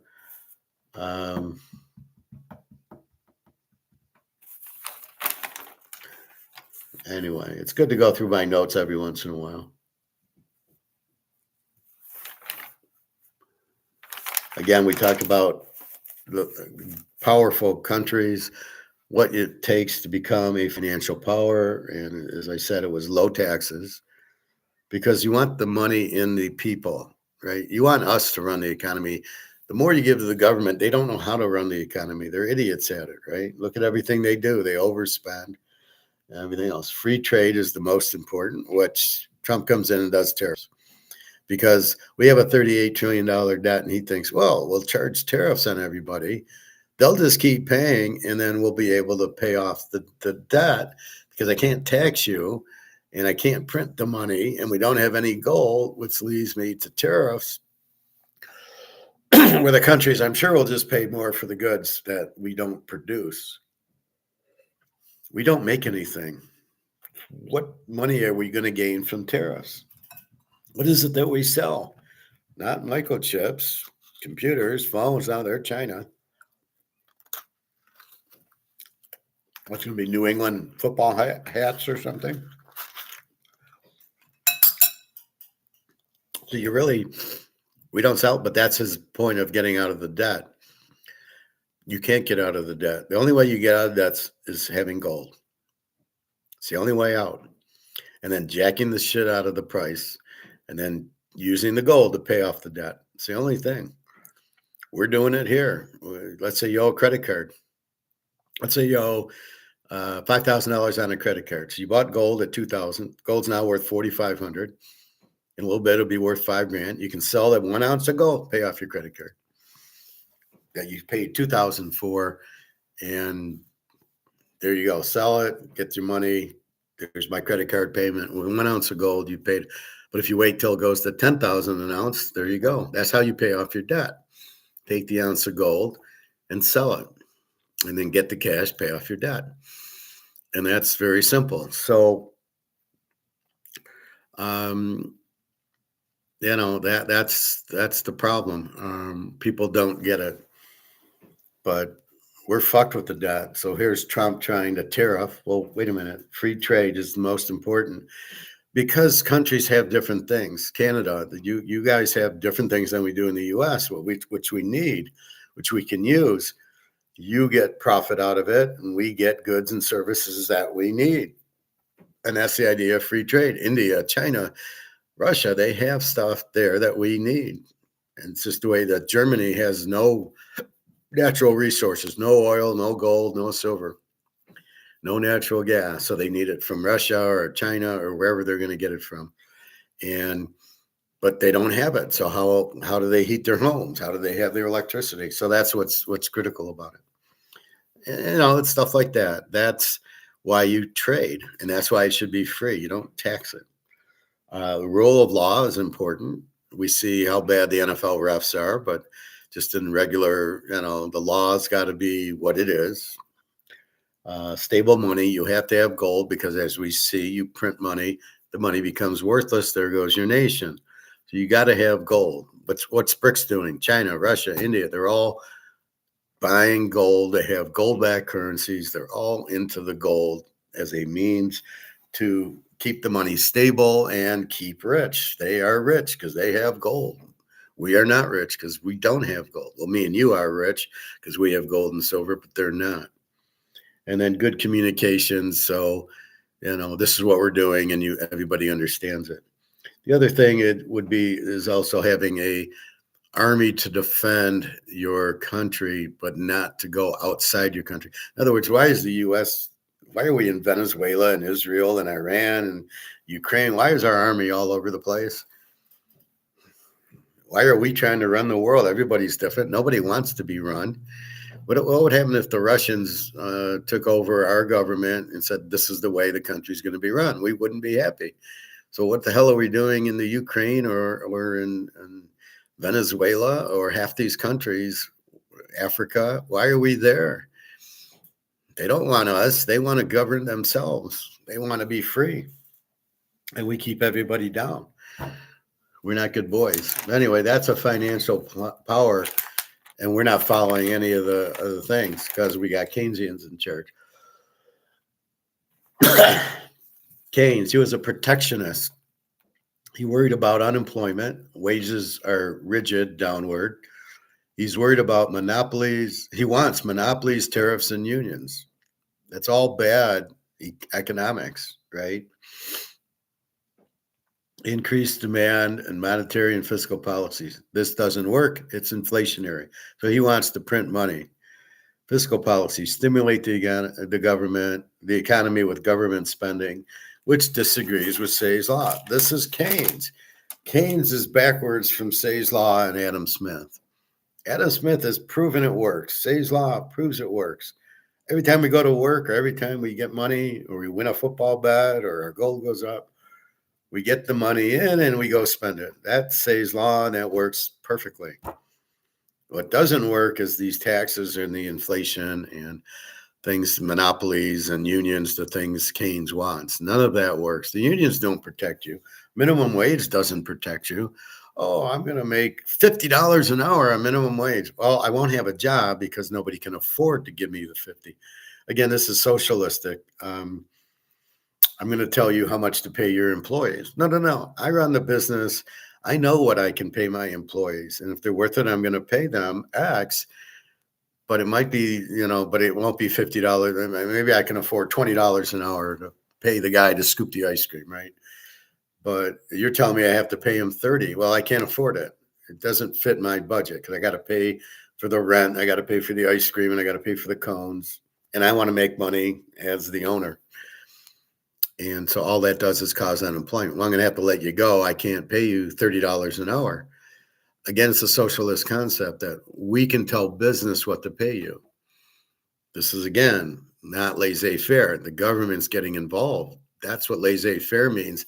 Government stay out. I'll pay my employees what I consider a fair rate, and that'll keep them. And because I don't want turnover all the time, so I got to come up with a price that I can afford that will keep me making money, making income, but won't break me. And so the government gets involved and says, no, you got to pay $20, $30 an hour, and everybody gets happy. I'm going to make $30 an hour. No, you're not, because the government's dictating to the business what to pay, and the business can't afford that, or they would be paying you that. So by government saying minimum wage is this, you've just destroyed all these jobs because either the businesses go out or they just cut staff. Or you bring in other people who you pay under the table. And I'm going to pay you $20 an hour, no taxes. I'll pay you in cash. I mean, that's what they do. And this is the problem. So it's not a very good system when government gets involved. It fucks things up because it's a socialist mentality. Yeah, I want votes, so I'm going to say $30 an hour, minimum wage, even though that's not the minimum, even though that's not what they can afford. Now, maybe GM can afford it, but they're probably already paying you $40 an hour with benefits because GM realizes how important it is because they're trying to make $35,000, $40,000 cars. So they need good people, so they're going to pay higher anyway. It's the guys in McDonald's and the Amazon Prime drivers or whatever that make the low wage because it's a very low margin business. You're charging $6 for a hamburger, so you're hoping for volume. But that's what happens. So anytime the government gets involved, it's socialism. Oh, you got to pay this, you got to pay that, you got to pay this and that. And it doesn't work. It can't work. Price fixing or price controls. You think that works? No, it doesn't. It's the stupidest thing. Well, I'm going to tell you, you can only sell this for $2. That's it. I'm price controlling this. $2 is what you can sell the mugs for. Yeah, but it cost me $6. I got to get the resort. I got to pay the resort to use their logo, but that's what'll help me sell it. Or Caesars or Bellagio. I had that Bellagio mug I broke. I can't believe it. But they had to pay Bellagio for that. So there's certain costs that go in, and it's based on per unit. So how many you make. So here's, it cost me $10 to make, let's say $6 to make the mug. I can sell it for 10 and I'll make some money. And then the government comes in and says, well, you can only charge $5. Well, I'm going to stop making the mug because my cost is higher than and how do you come up with the $5? In a business world, you price it based on your cost. Well, I want to make 20%. So if my cost is $10, add 20%, I'm going to sell it for $12, right? And that's how you come up with the cost. And then you see what the market will bear. Will the market pay me $12? If it won't, I get out of the market. Maybe I can get 14 for it, but I want at least 12. I want to make 20%. And that's how business works. But when the government comes in and comes up with this price fit, well, you can only sell it for $5. Well, where are you getting that from? And then as you have inflation, my costs are going up because my dollar is not worth anything. So now we need to sell it for 20. Yeah, sorry, I'm the government, and I'm telling you as a socialist that you can only sell it for 5 because I want people to be able to afford it. And that's why price fixing or price control has never worked, because it's got to be controlled by the market, not by by the producer. He controls the price if he even makes it. So what happens when the government wants to socialize the pricing, saying you can only charge $5? Well, I can't make it for that. That's why you see empty shelves in Venezuela and all these countries, because they tried price controls. They don't work. The only price control that can possibly happen is by the manufacturer, by Grand Traverse Bay. That's a golf course. Only they can control their price. And then the market says, it's too expensive, I'm not going to buy it. In which case they either lower their price or they can't because they got to make profit, and they stop making it. And the market speaks. That's how it has to be. You cannot have the government step in and price things. Where the fuck are they getting their prices? And as costs go up, I got to charge more. I can't charge 10. I got to charge 15 now. Will I have a market at 15? I don't know. But I sure as shit don't have a market at 5. That's what happened with the housing crisis. They sit there and Jimmy Clinton comes in and in 1997 says, well, everybody should be able to get a house. So we're going to have that. So we're going to have everybody have a house. So no matter on their credit score, and if they have a job, you have to give them a loan. The banks are freaking out. Well, wait, the guy's not going to pay us back. He has no credit. He's got no job. Well, you got to do it. And the government forced them again. Laissez-faire, the government steps in, shouldn't be stepping in.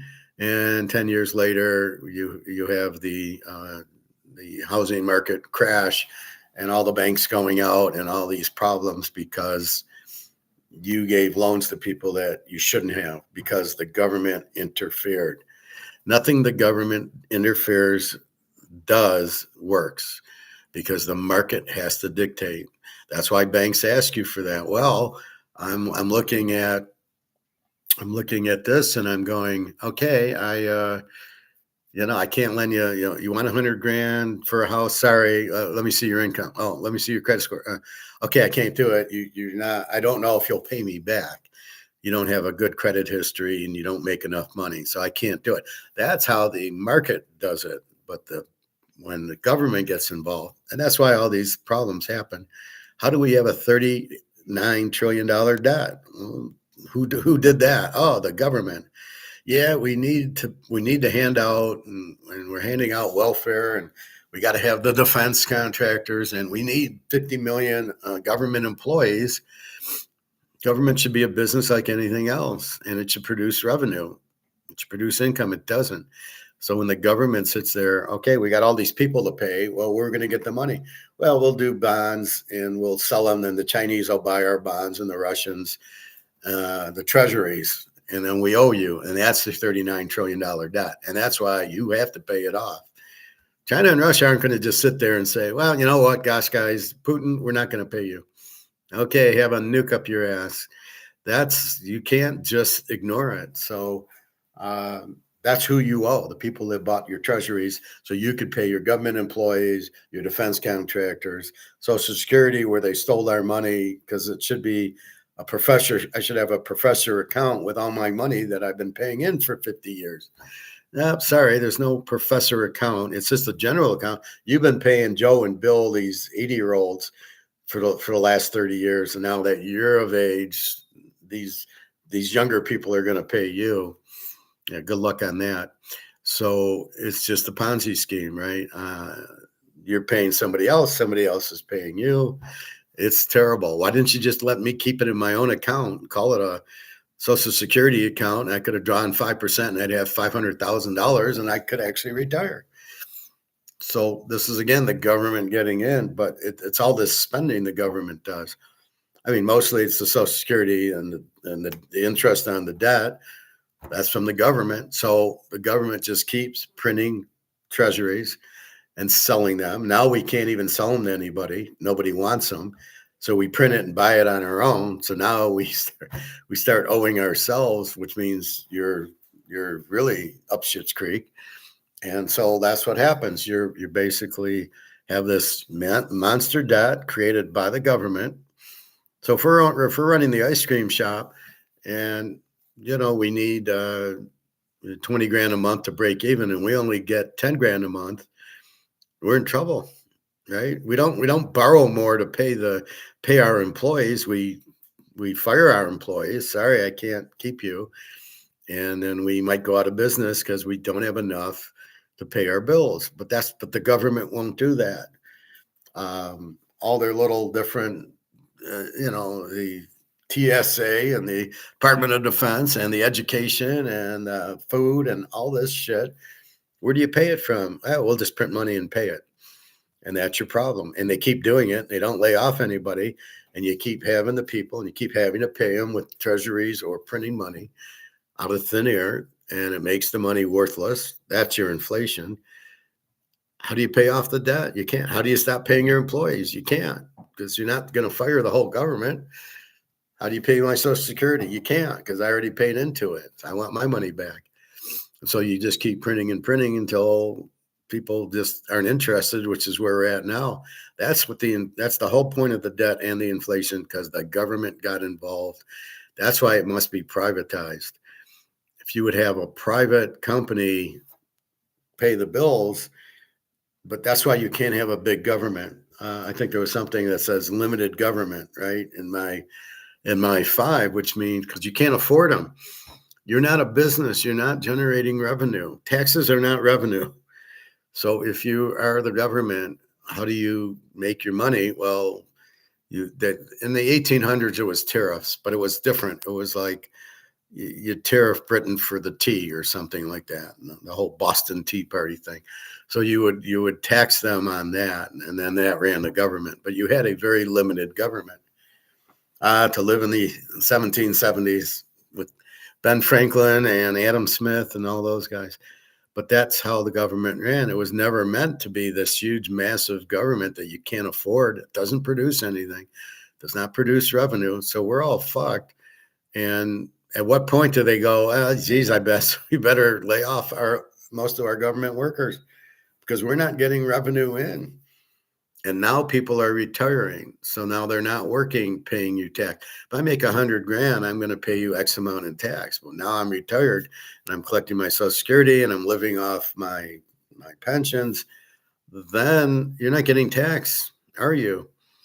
So your income went, and so you're calling tax income, which it's not. It's taking out of the economy because we have less money to spend.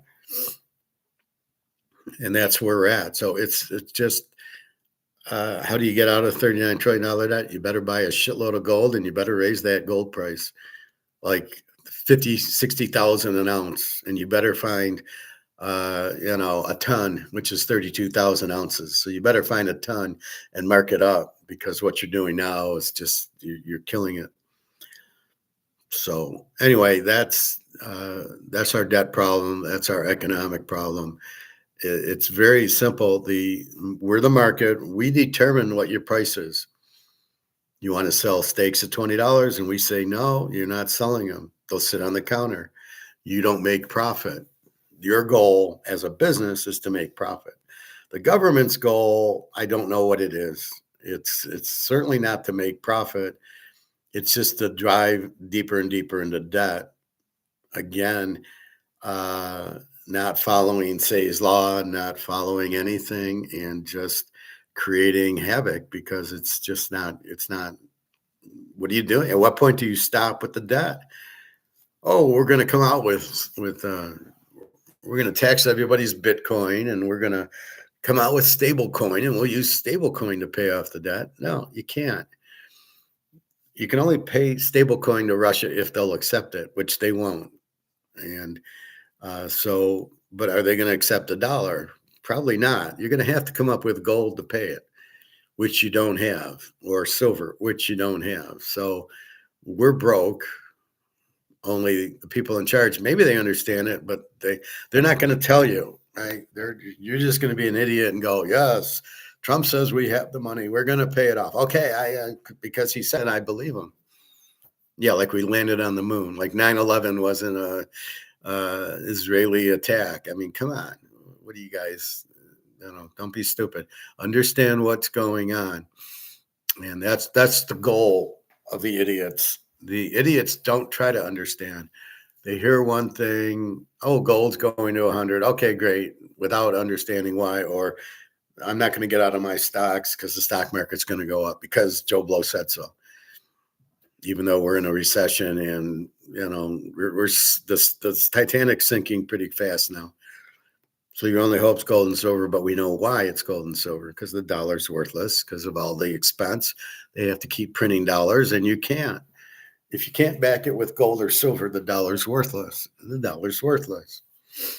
So that's why we get into these other things. But that's it. And the idiot won't think. He'll just listen and go, oh, now I know, which then gets him to he won't ask questions, or you can't tell him. So if I go in the pool and say, hey, you got gold or silver? They won't listen because they know, because Peter Schiff told them something, or the government said boo, and now they know. Now they're experts because they heard some idiot say stuff without any backing. They can't explain it, and then so they don't have it, and then you're sitting there just shaking your head going, you're wrong, but they can't be wrong because they heard, they heard Warren Buffett say something. So therefore they know because he said, and then he said gold's a paperweight. So I don't want to own gold because Warren Buffett said it's a paperweight. Well, Warren Buffett's wrong. Yeah, we know why he's wrong, but most people will just say, well, Warren Buffett, I mean, he's this great investor who bought 1 million shares of Disney and made money. How about that? What a genius.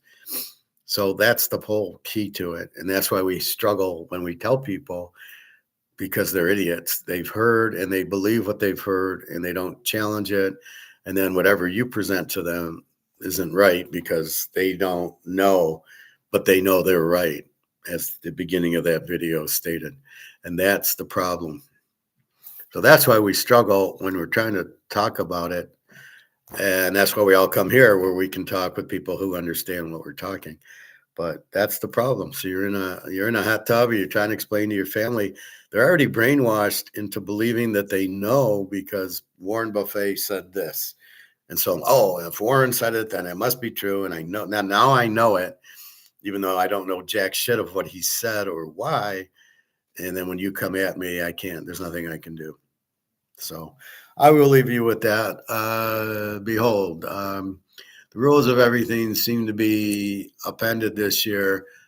This really feels like 2026 will be the beginning of years like no others.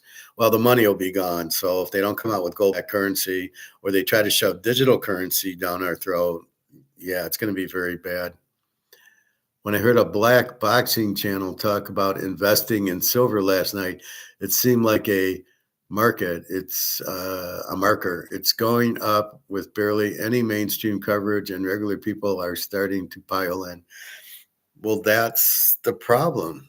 See, but will the idiots listen? Right? The people that understand it are here.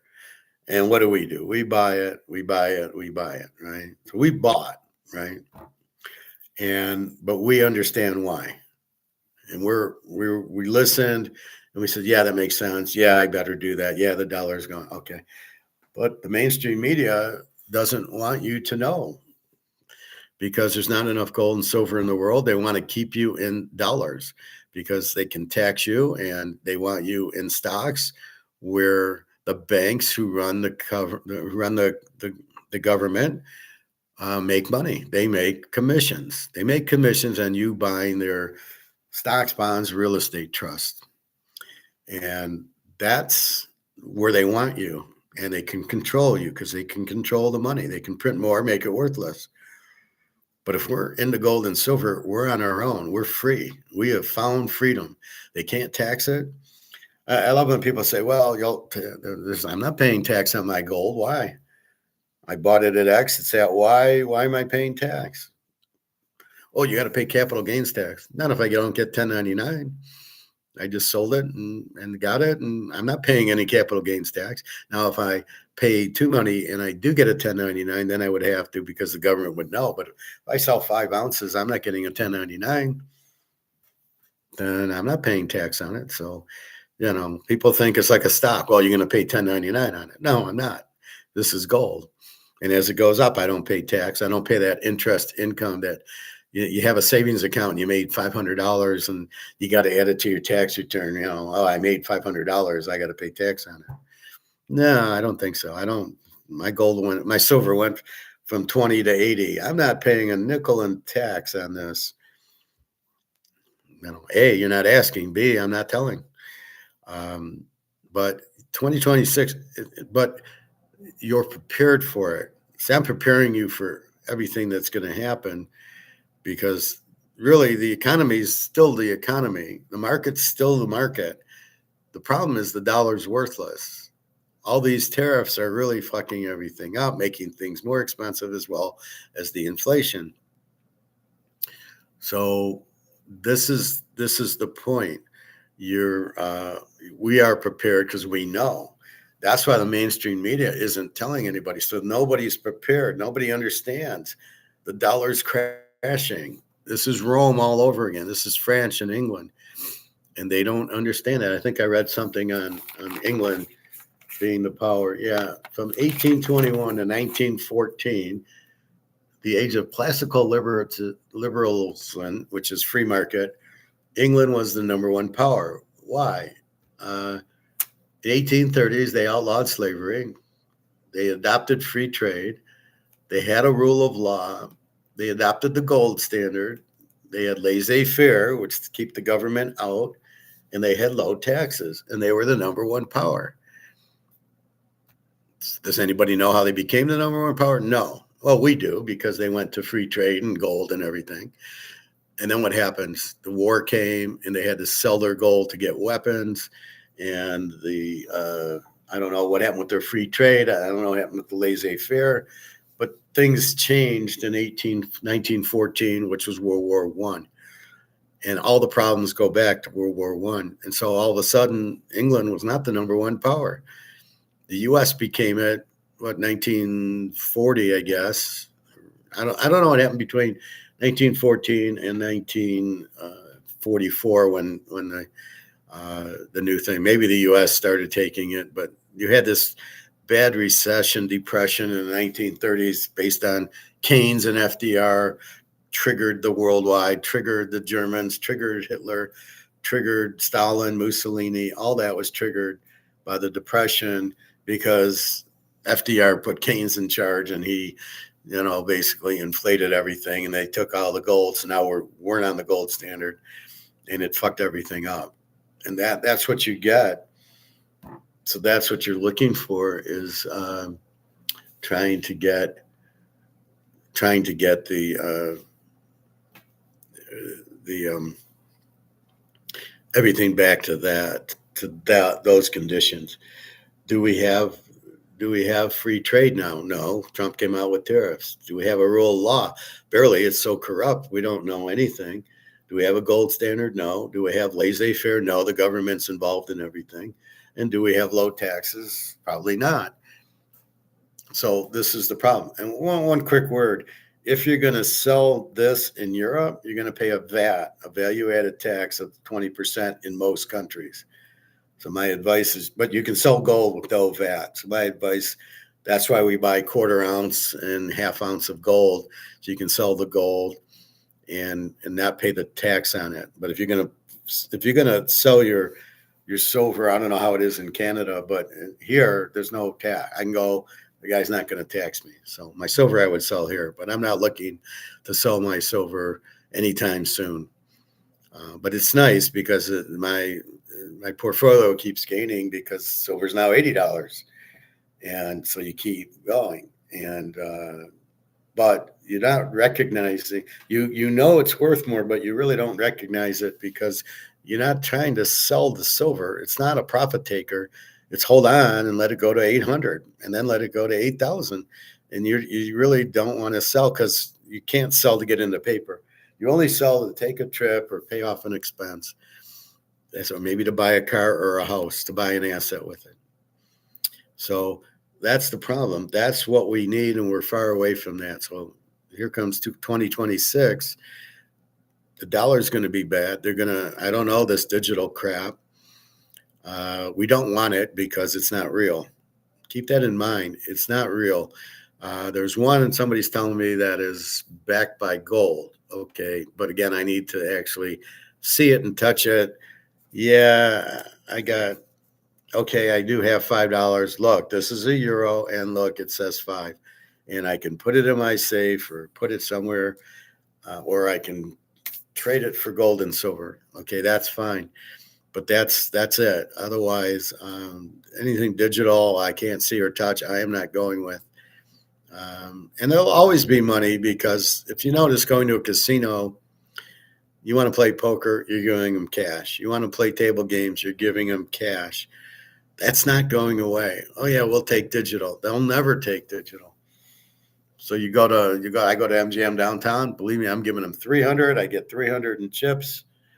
I get 300 in these, and then I play poker with them, where I play blackjack or craps with the chips, and then I cash the chips in for money. No way are they doing digital. And digital is not real. I mean, it's just air.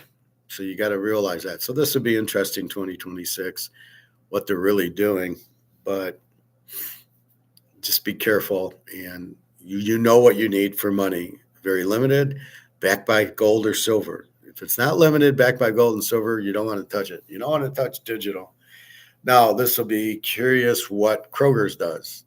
How do we buy our food? So we're going to be a little bit forced into using whatever Kroger takes to buy.